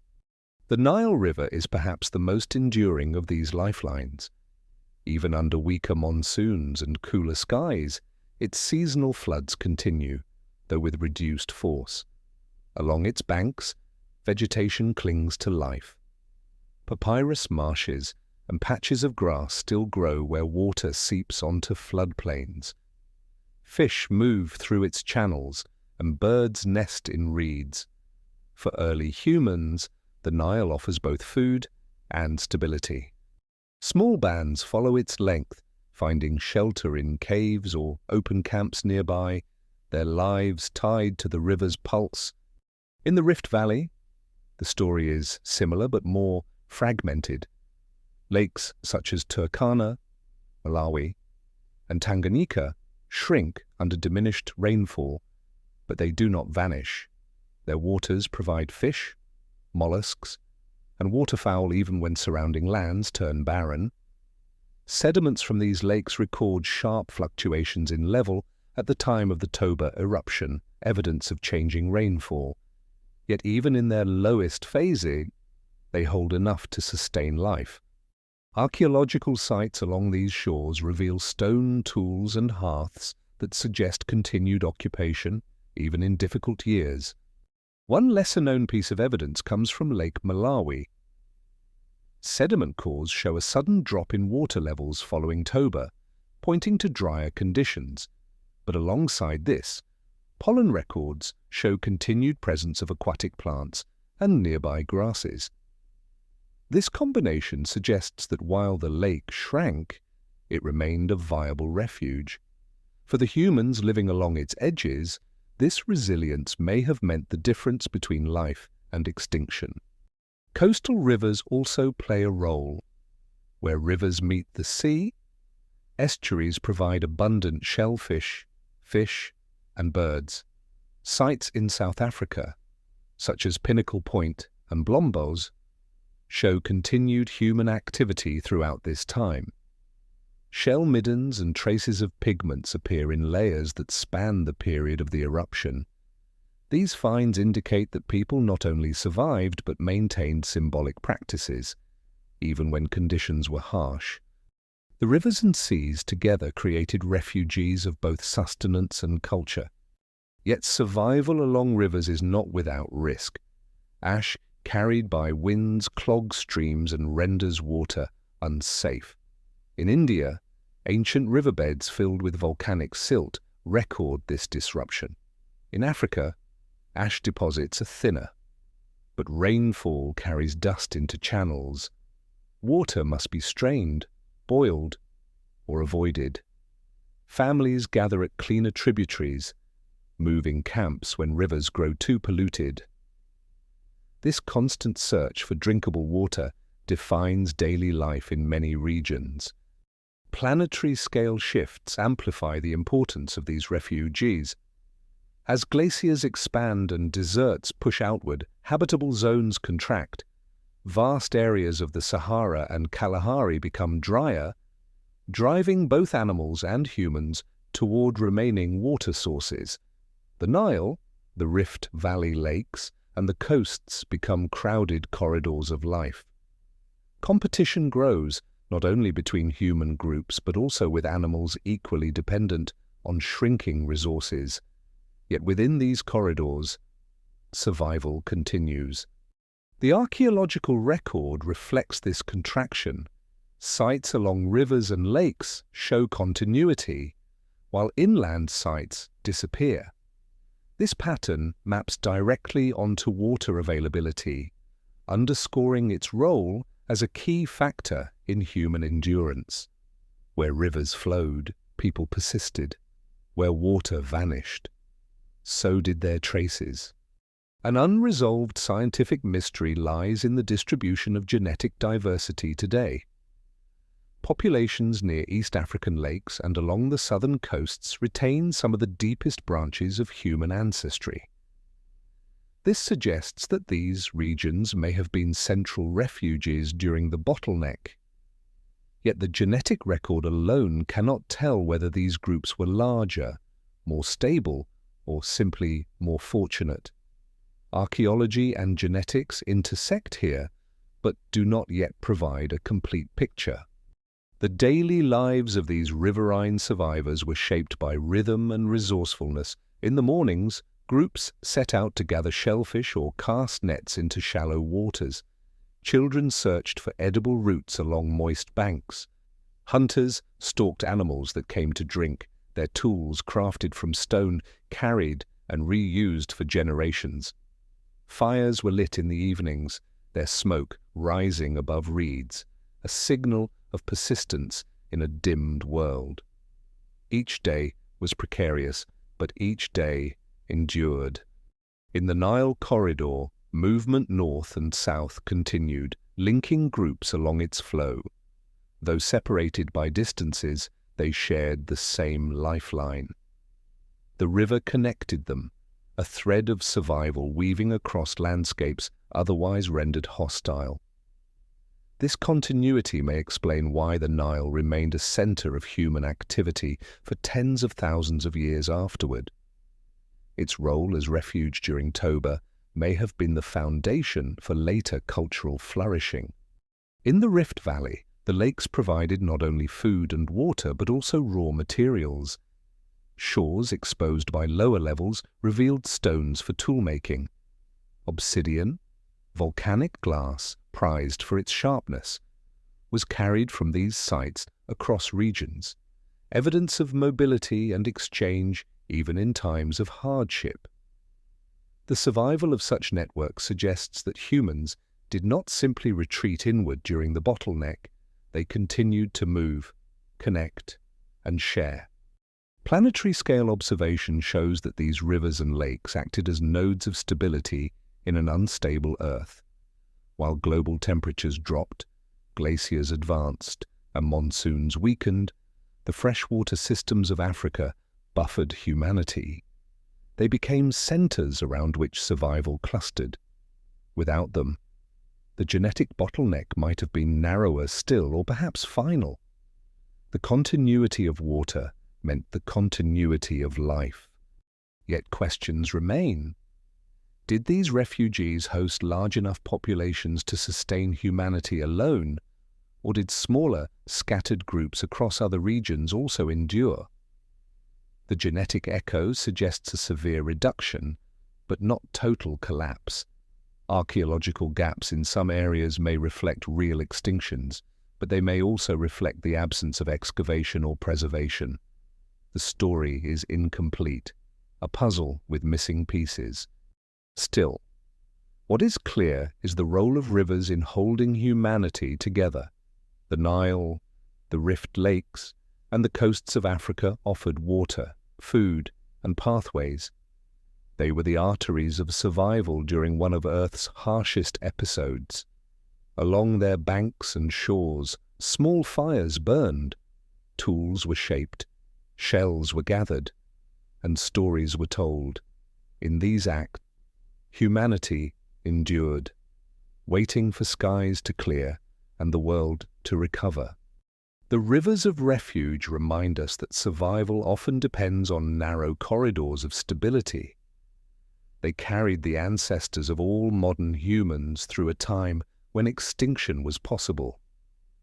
Their waters nourished bodies, their paths guided movement, and their constancy preserved life. In the great silence that followed the eruption, it was the flow of rivers and the shimmer of lakes that kept humanity alive. Far to the north of Africa's refuge, across the plains of Europe and the mountains of Asia, other branches of humanity faced the same long volcanic winter. Neanderthals in Europe, Denisovans in Asia, and perhaps still other unknown lineages live through this same period of dim skies and shifting climates. Though not directly beneath Toba's thickest ash, they endure the secondary consequences: colder air, scarcer plants, fewer animals, and unpredictable seasons. Their survival offers a parallel story, one that shows humanity was never a single thread, but a braided lineage of related peoples. Neanderthal, adapted to the cold environments of Ice Age Europe, already live in conditions harsher than those faced by Homo sapiens in Africa. Their bodies are stocky, their limbs short, conserving heat in glacial climates. They craft tools from flint, build shelters of stone and wood, and use fire for warmth and cooking. Archaeological sites across Europe show continuity during the period after Toba, suggesting that Neanderthals weathered the eruption's aftermath without disappearing. The volcanic winter was a challenge, but not an end. In Asia, Denisovans, known mostly from genetic traces and a few bone fragments, may have occupied vast areas from Siberia to Southeast Asia. Their survival during this time is less clearly documented, but their genetic legacy in modern humans proves that they endured for many thousands of years afterward. If Toba disrupted ecosystems across Eurasia, Denisovans adapted, holding ground in caves and valleys that later became sites of interbreeding with Homo sapiens. Their endurance adds another thread to the story of resilience. One lesser-known discovery comes from archaeological layers in Central Europe, where Neanderthal sites such as Vindija Cave in Croatia show evidence of continued occupation spanning this period. Tools, bones, and hearths indicate that groups stayed even as climates cooled further. The eruption may have darkened skies far away, but in these caves, families continued their daily lives, knapping stone, roasting meat, and preserving traditions. For them, hardship was not new. It was the norm of Ice Age existence. Still, mysteries surround how these populations responded to the eruption. Did Neanderthals and Denisovans experience declines, similar to the genetic bottleneck of Homo sapiens? Or did their populations remain more stable, buffered by adaptations to colder climates? The evidence is sparse. DNA from Neanderthals shows lower diversity than modern humans, but whether this reflects Toba or long-term small populations is unclear. Denisovan DNA is even more fragmentary, leaving questions largely unanswered. The planetary scale impact of Toba reached Eurasia not through deep ash, but through cooling and ecological disruption.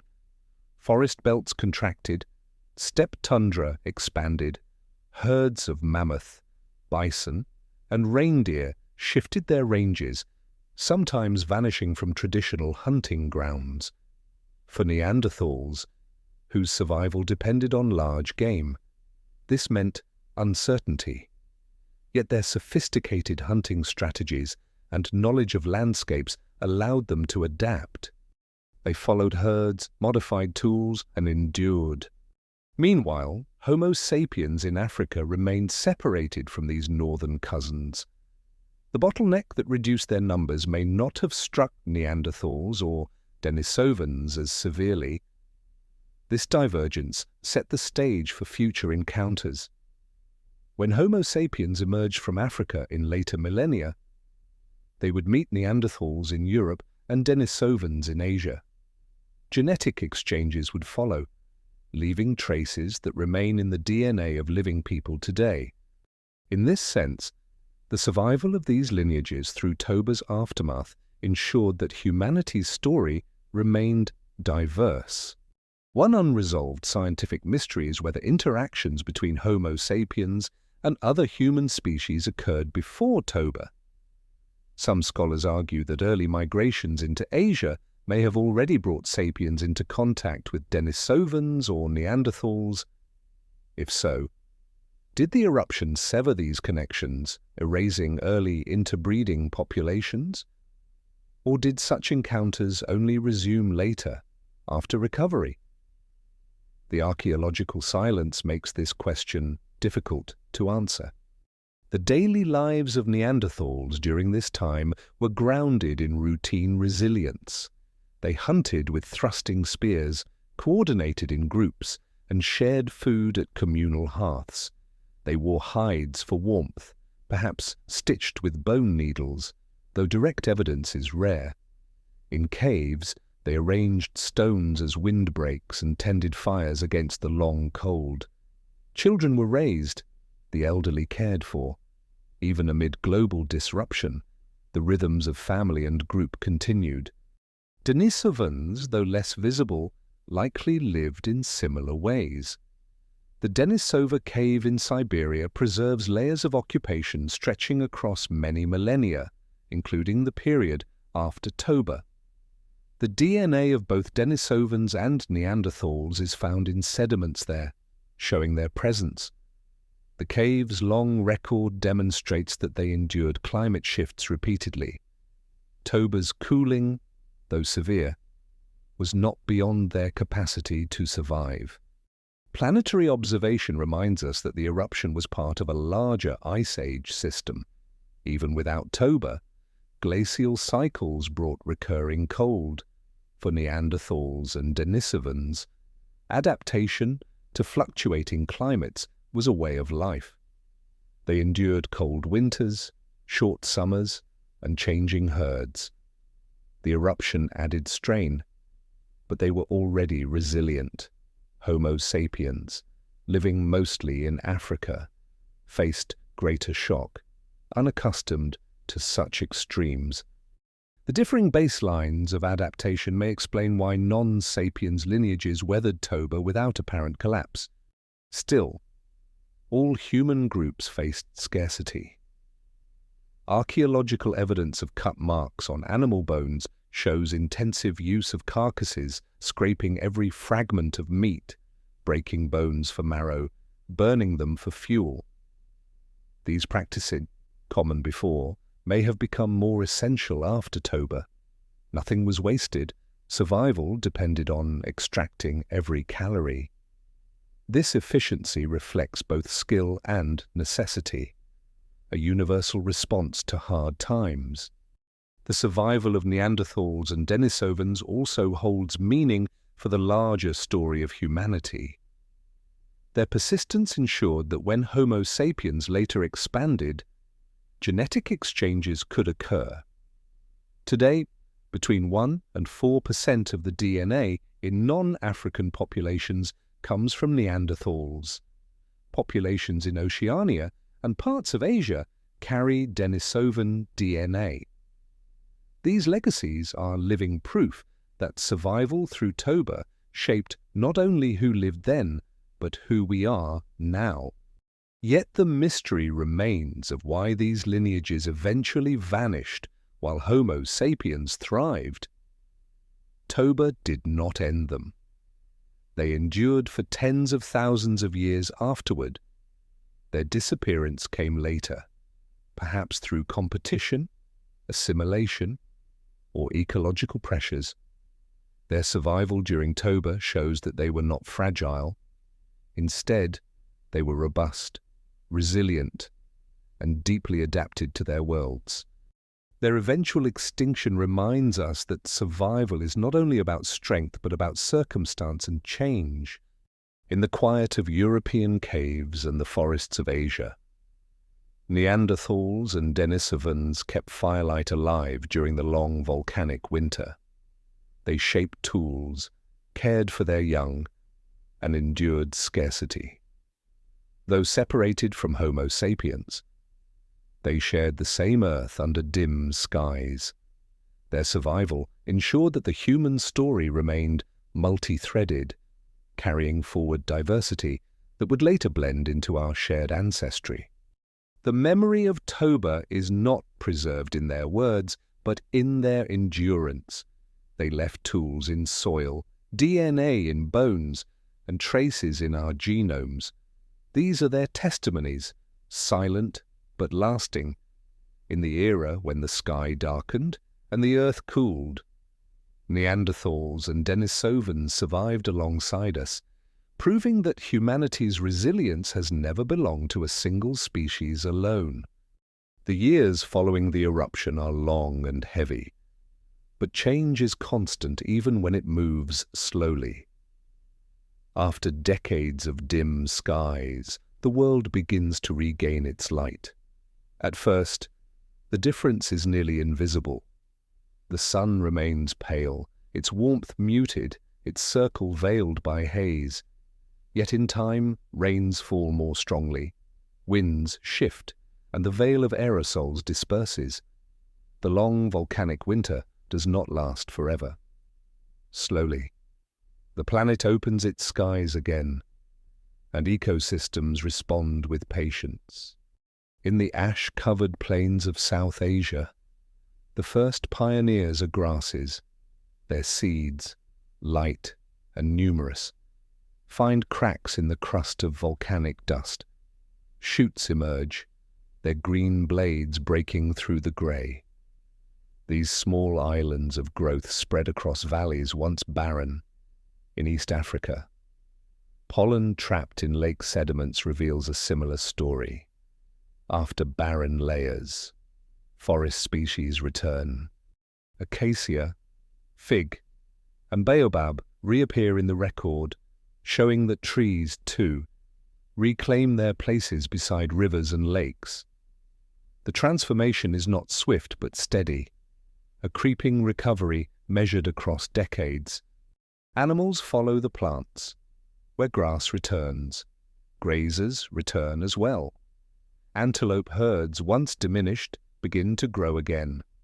Buffalo push into savannas, their hooves stirring the dust where shoots sprout. In Eurasia, reindeer and bison once more roam the steppe. Mammoth herds grow larger, and predators recover with their prey. Birds, too, reclaim habitats, their songs filling mornings that for years had been silent. The chain of life reconnects piece by piece.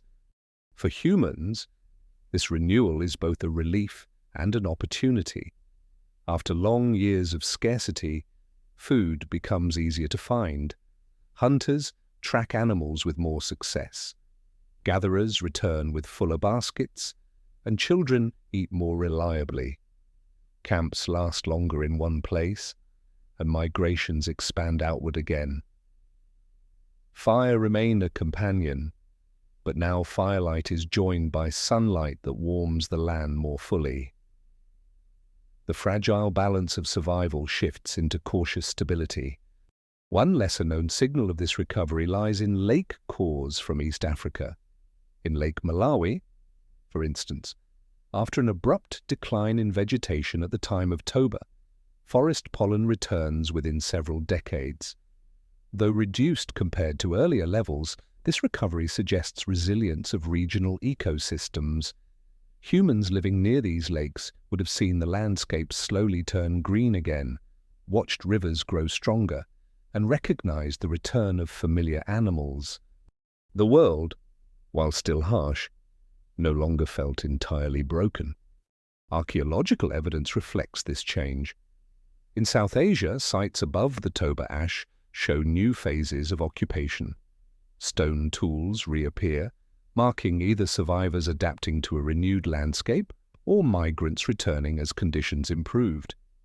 At Jwalapuram, continuity of lithic technology across the ash layer hints at uninterrupted presence. In Africa, symbolic practices such as bead-making and ochre use persist, signaling that culture not only survived, but reasserted itself as life stabilized. These signs of continuity show that recovery was not only biological but also cultural.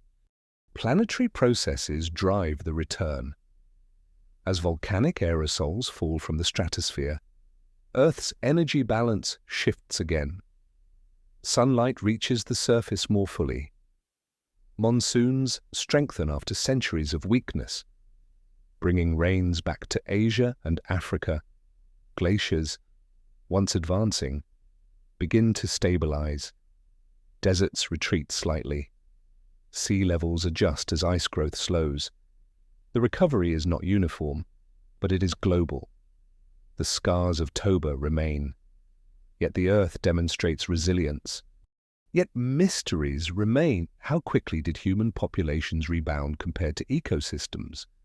Genetic studies suggest that numbers remained small for thousands of years after Toba, even as forests and herds grew again. Perhaps recovery of nature outpaced recovery of people, leaving human groups fragile for many generations. Archaeology shows continuity but not expansion, evidence of survival, not yet of flourishing. The bottleneck had narrowed humanity's base so severely that population growth took millennia. The daily rhythm of human life during recovery reflects a balance between old hardships and new opportunities. In river valleys, families once more gather fish and roots. Along coasts, shellfish remain staples, now supplemented by game from inland hunts. Children learn to knap stone and tend fires, while elders recall the years of dim skies. In symbolic artifacts, beads, pigments, and carvings, there may be memories of endurance, reminders of the ordeal, and of the importance of holding on. Culture becomes not only expression but continuity. One unresolved scientific question is whether the gradual return of light inspired migrations. Did groups expand outward as conditions improved, or did they remain clustered in refuges for many more centuries? Some argue that renewed vegetation in East Africa encouraged expansions that later fueled migrations out of Africa. Others see little evidence of large-scale movement until tens of thousands of years later. The truth may be that recovery provided potential, but opportunity was taken later. At planetary scale, the recovery is visible in ice cores as well. After the volcanic sulfur signal fades, climate indicators return toward baseline. Still, Earth remains in an ice age. Toba did not end the glacial period, it merely deepened it temporarily. The planet is colder than today, coastlines lie farther out, and deserts remain broad. But the most immediate stresses, the dim sky and collapsed vegetation, lessen. The long shadow of Toba lifts, even if the ice age endures. For Neanderthals and Denisovans, the return of sunlight brings similar opportunities. Herds grow again, prey becomes more stable, and caves once filled with scarcity see renewed occupation. In Eurasia, archaeological sites continue through this period, suggesting persistence. For these human cousins, survival through Toba and its recovery was part of the wider pattern of Ice Age resilience. They, too, emerged from the shadow to continue their own lineages. For Homo sapiens in Africa, the slow return of sunlight is a turning point. No longer living entirely on the edge of extinction, they regain strength. Populations remain small, but their culture endures. Symbolism, memory, and cooperation ensure continuity. When the Earth recovers, so too does the potential of humanity. These scattered bands are the ancestors of all who come after, having carried life through darkness into light.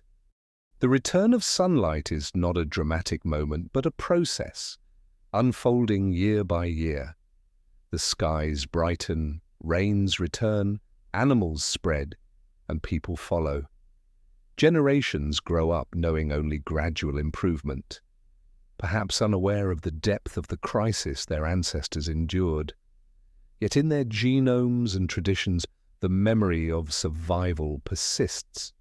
Thus, the slow return of sunlight is both a climatic event and a human milestone. It marks the transition from fragility to resilience, from bottleneck to recovery. The Earth heals, and with it, humanity prepares for the next stages of its journey, migrations outward, encounters with other human species, and the eventual spread across the globe. All of this rests on the recovery that began when the skies cleared after Toba. In the aftermath of Toba's eruption, as sunlight slowly strengthened and ecosystems began their long recovery, one element never left humanity's side: fire. It had been present before the catastrophe, But during the long volcanic winter, it became indispensable. It warmed bodies when the air grew cold, gave light when the skies were dim, cooked roots and meat when raw food was unsafe, and protected camps from predators. More than that, fire became a vessel of continuity. In its glow, memory, tradition, and identity were nurtured, even when the world outside seemed fragile. Each camp, whether along a river, at a lakeshore, or by the sea, kept a hearth at its center. Stones circled the flames, shielding them from wind. Embers were banked under ash at night so that a spark might survive until morning. People carried smoldering branches when they moved, unwilling to let the flame die. For them, fire was not easily replaceable. Rekindling by friction or spark required skill and time, and in the coldest, wettest conditions, it was nearly impossible. Fire was treated with care, guarded like life itself.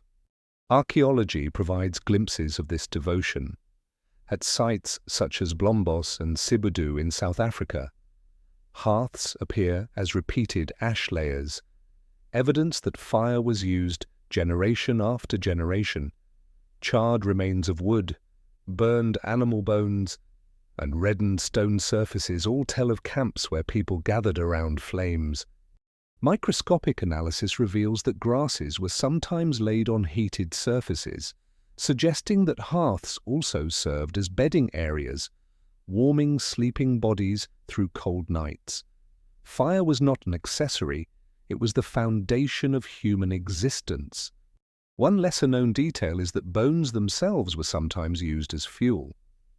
At certain sites, archaeologists have found bones deliberately burned long after their marrow was consumed.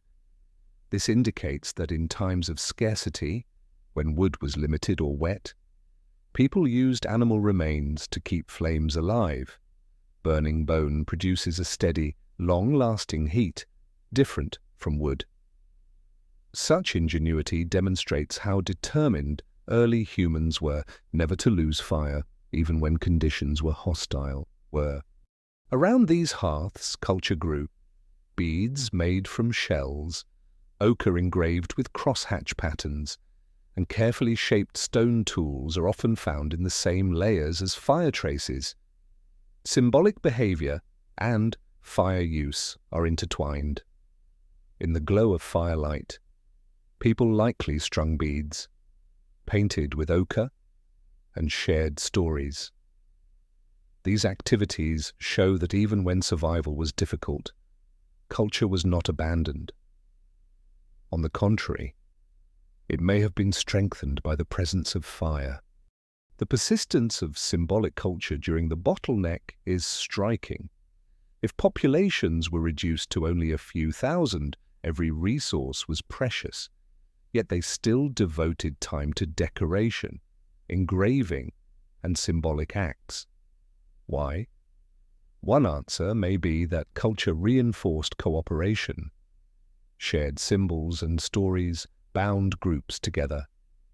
Firelight gave these practices their setting. It was where people came together at day's end, when the tasks of hunting and gathering were done, and where identity and memory were reaffirmed. Mysteries remain about the role of fire in shaping communication.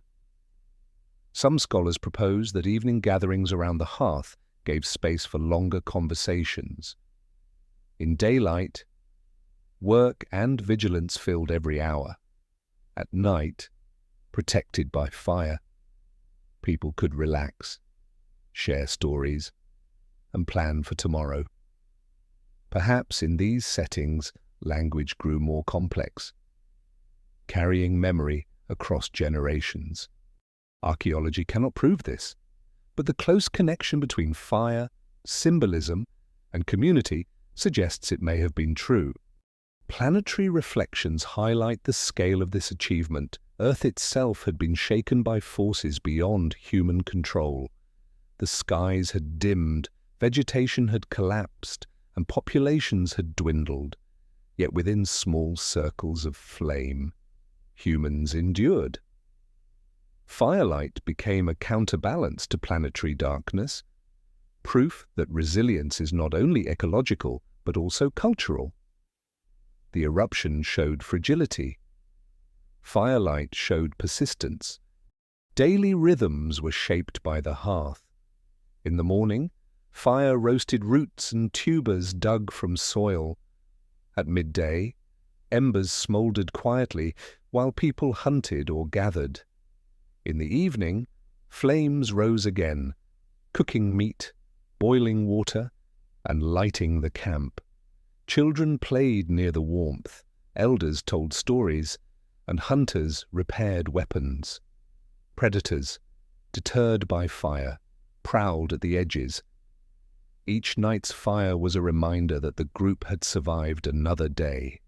One unresolved scientific question is whether rituals developed around fire at this early stage. Later in history, fire is central to myth, ceremony, and religion. Did those traditions begin here, in the memory of darkness and survival? Archaeologists find only indirect hints: the pairing of symbolic objects with hearths, the deliberate placement of ochre in fire layers. We cannot know the exact meanings, but the persistence of symbolism suggests that fire had a spiritual dimension long before written history. Fire also changed diets profoundly. Raw foods that were once inedible or dangerous became nourishing when roasted or boiled. Tubers lost toxins, grains became easier to digest, and meat became safer to eat. Smoke preserved food for longer, reducing the risk of starvation. These innovations expanded the range of environments humans could occupy. Hearths thus transformed survival strategies, enabling groups to endure in landscapes that might otherwise have been impossible to inhabit. Planetary-scale consequences of fire use may also have begun here. By burning undergrowth, humans opened patches of land that encouraged grazing animals to return. Some archaeologists suggest that controlled fire management shaped ecosystems even in the late Pleistocene. If true, humanity was already influencing landscapes, creating niches that supported both prey and people. Fire was not only a response to the world, but a tool to alter it. Neanderthals and Denisovans, too, relied on fire. Evidence from caves in Europe and Siberia shows hearths used through the period of Toba and afterward. Burned bones, charcoal, and heat-cracked stones reveal that these cousins of Homo sapiens also gathered around flames. Fire was universal, a shared inheritance across human species. The survival of these groups alongside sapiens underscores how essential fire was for all branches of the human family. As ecosystems recovered, fire's role shifted from pure survival to cultural continuity. In South Africa, engraved ochre and shell beads appear alongside hearths, and these symbols show that humans were not only enduring but also remembering. Firelight may have been the setting for rituals that commemorated hardship, bound communities, and passed traditions forward. Even if populations were few, their culture remained strong. The return of sunlight did not reduce dependence on fire. Nights were still long and dangerous. Winters remained cold in glacial climates. Cooking was still essential. Fire retained its central role, both practical and symbolic. Its glow continued to frame human life, even as ecosystems healed. In the centuries after Toba, fire was continuity. It carried embers from generation to generation, linked survival with memory, and gave shape to cultural expression.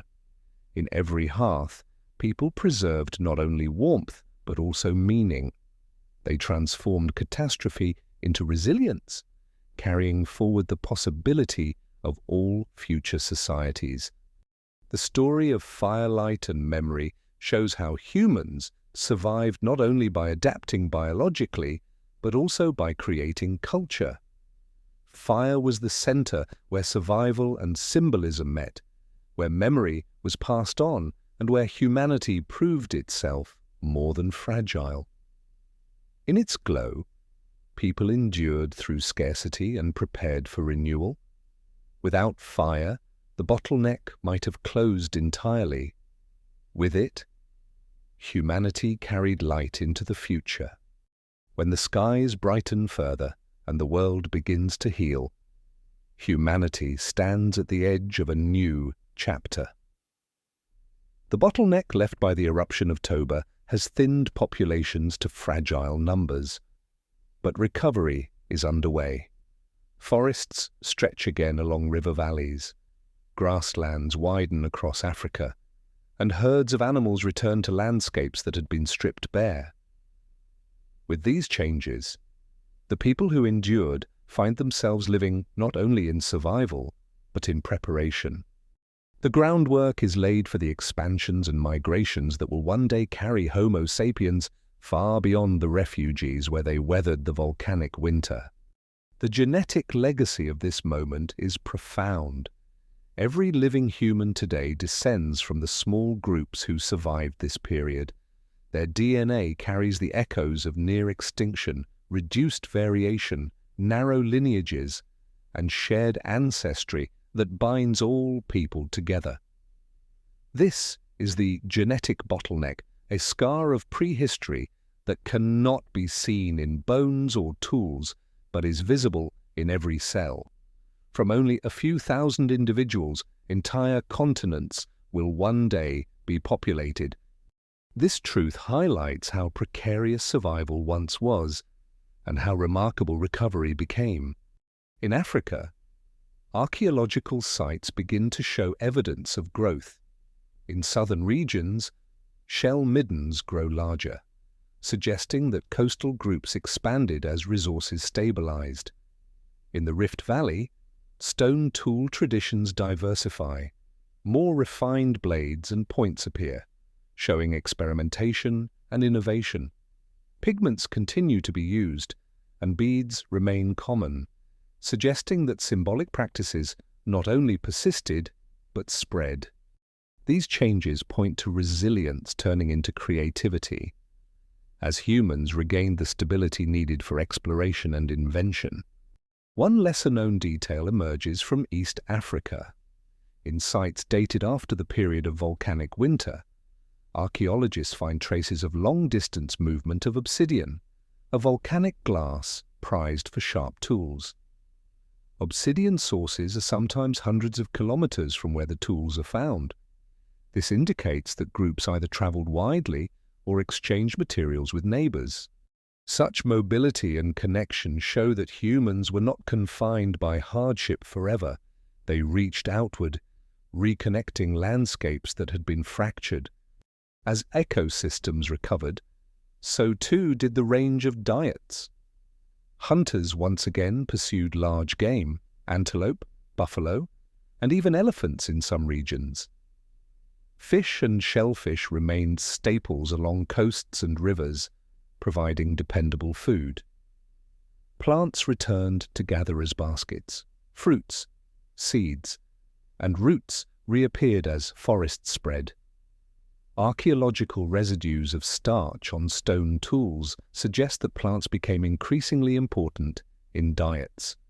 This diversification of food sources reflects a world regaining balance, and humans making use of its variety.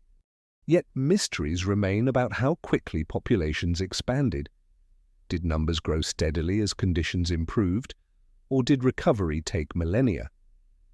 Genetic evidence suggests slow growth, with human numbers remaining low for tens of thousands of years. Archaeology shows continuity but not immediate abundance. Camps remain small, tools modest, and traces sparse. Humanity endured, but flourishing lay still in the future. The memory of fragility lingered, shaping cautious strategies. Planetary scale change also continued. Glaciers remained vast in the north, keeping sea levels low. Coasts stretched outward, exposing continental shelves. Rivers carved new paths across plains, and deserts still loomed across Africa and Asia. Though the eruption had passed, Earth remained in the grip of the Ice Age for humans, and this meant that recovery unfolded within a world that was still challenging. Yet compared to the volcanic winter, these challenges seemed more stable, more predictable. Archaeological evidence hints at cultural deepening during this period. At Blombos Cave, engraved ochre and beads suggest symbolic traditions that may have carried meaning across groups. At Pinnacle Point, hearths and shell middens show continued reliance on the sea. At Sibudu, evidence of bedding and complex toolmaking points to increasing sophistication. These sites reveal that humans were not static. Even in small numbers, they developed new practices. The hardships of Toba had not halted cultural growth, but perhaps accelerated its value, reminding survivors that shared memory and identity were as important as food. One unresolved scientific debate concerns whether the Toba bottleneck directly triggered later human expansion. Some argue that the near-extinction event forced groups to innovate, cooperate, and eventually expand outward. Others see continuity without a sharp turning point, suggesting that migrations were driven by long-term climate cycles rather than by Toba. The evidence is ambiguous.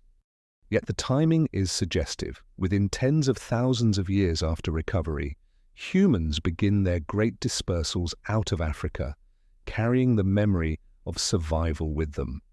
In daily life, these recovering groups lived in patterns both familiar and newly strengthened. Families hunted and gathered as before, but perhaps with heightened cooperation. Fire remained central, now less precarious, but still revered. Tools grew more refined, shaped carefully for efficiency. Camps were modest, yet the presence of beads, pigments, and engraving shows that beauty and meaning had not been abandoned. Life was not only survival but culture, identity, and memory. Planetary reflections remind us that the recovery was uneven. Some regions flourished quickly, others remained scarred.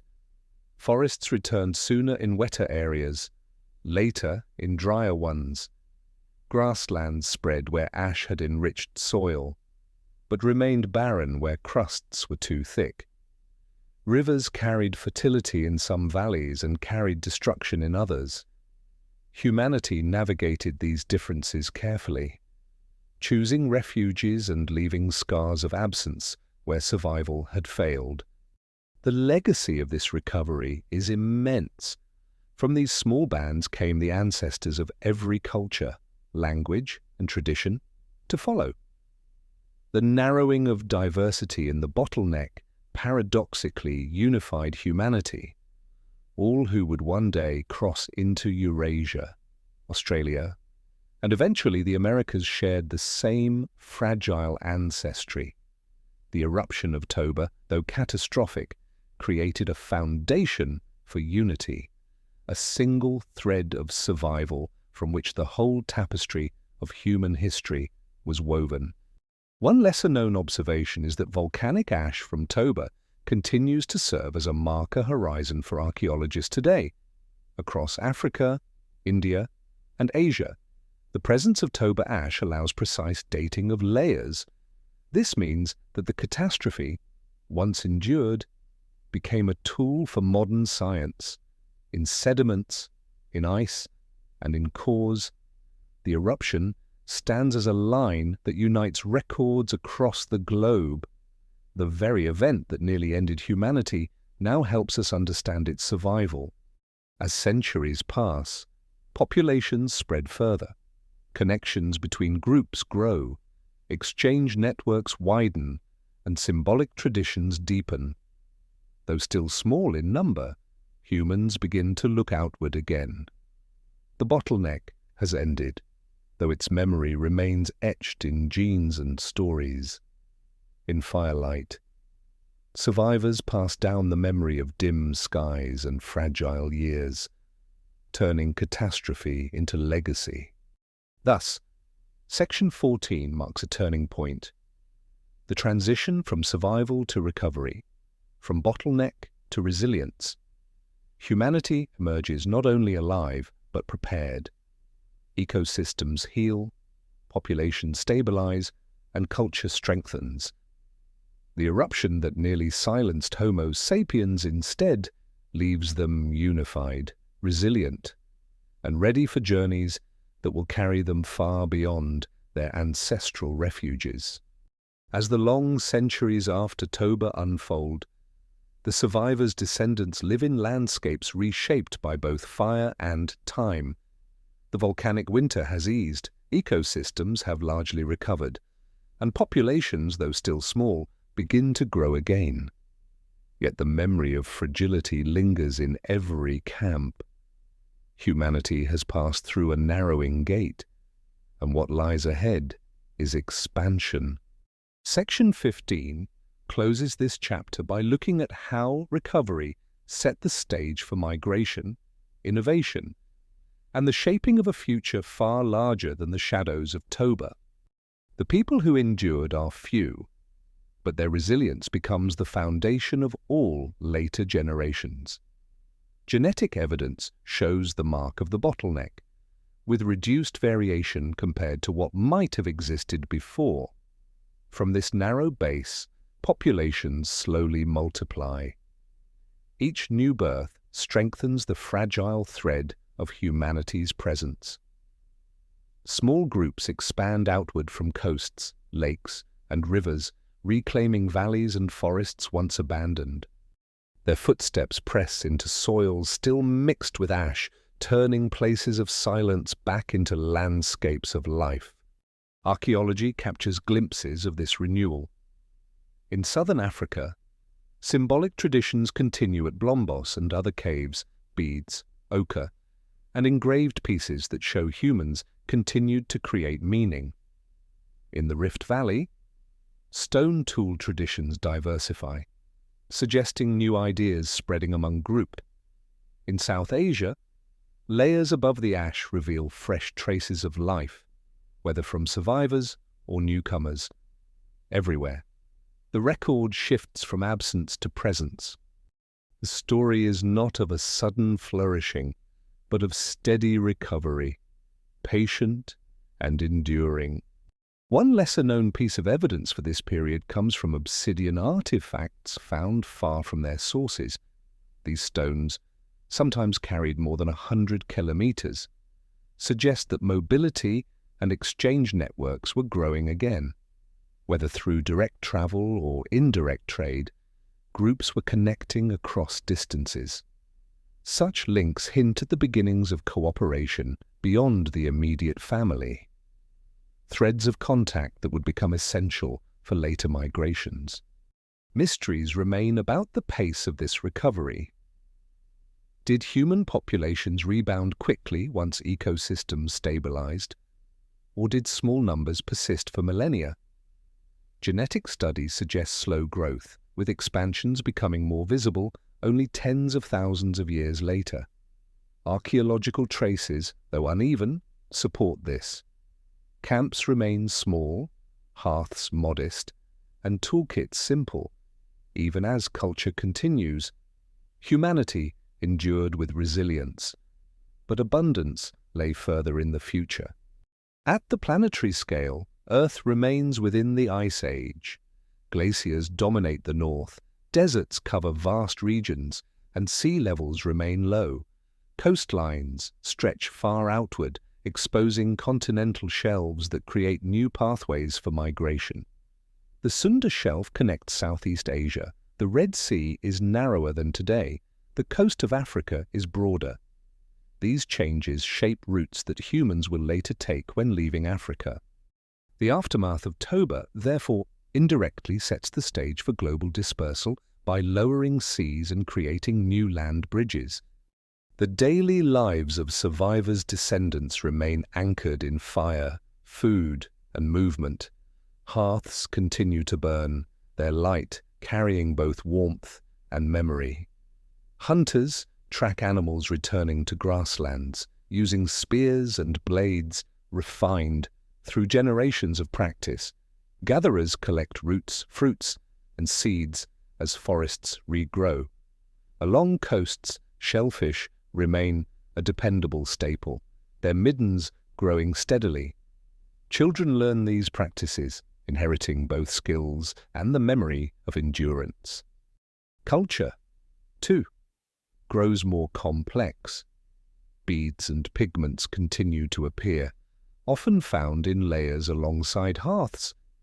Their persistence suggests that identity and social connection remain central.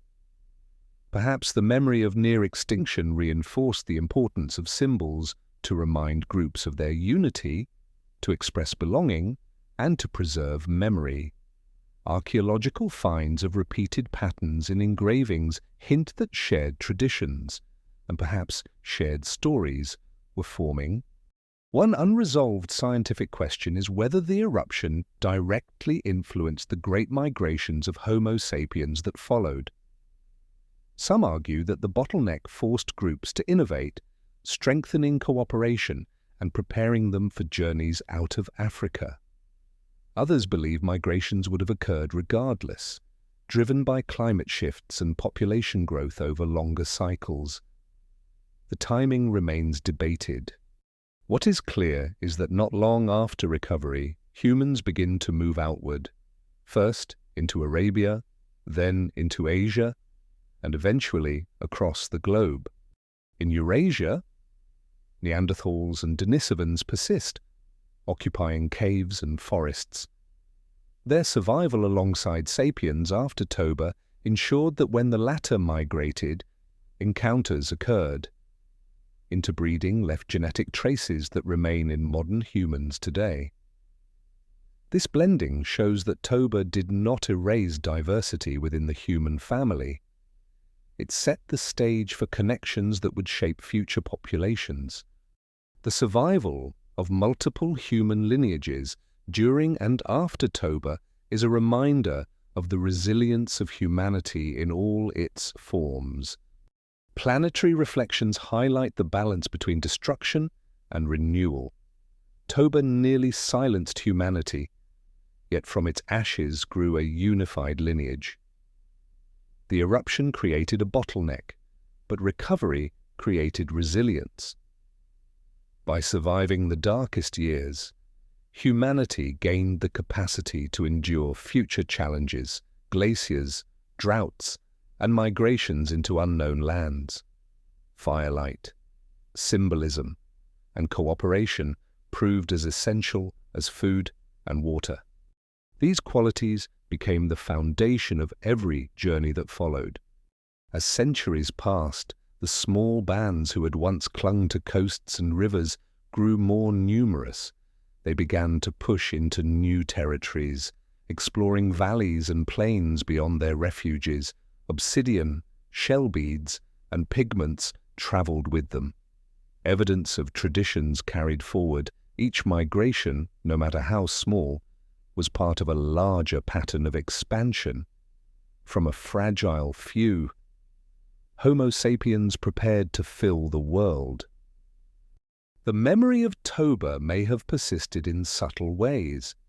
Myths of darkness, of fire, or of near destruction may have been told around hearths, carried across generations, though unverifiable.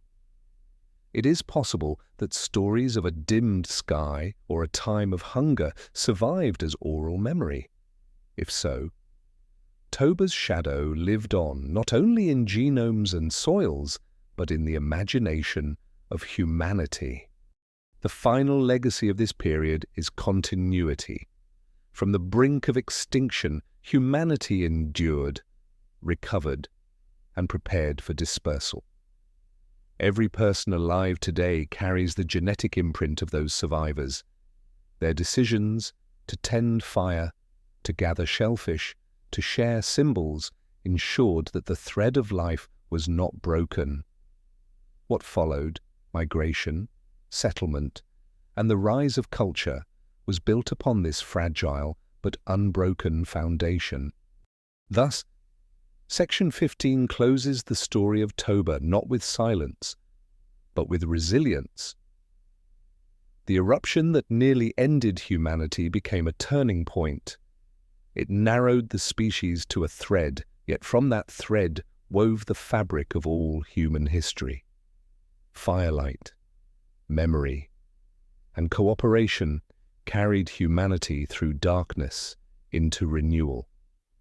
The survivors of Toba were not only ancestors but custodians of continuity. From them, the world's future unfolded. The skies above Sumatra no longer glow with ash. The eruption has faded into silence, its fires long extinguished, its smoke dispersed. Yet the memory of Toba lingers, not in human words, for no voices from that time survive, but in stone, in soil, and in the threads of our own bodies. Every person alive today carries within them the legacy of survival, the genetic echo of a species that passed through its narrowest gate and emerged intact. The story of Toba is not only one of destruction, but of endurance. Forests collapsed, animals starved, and the earth cooled beneath a dim sun. Yet small groups of humans endured along rivers, coasts, and caves. They tended fires, gathered shellfish, shared symbols, and carried memory.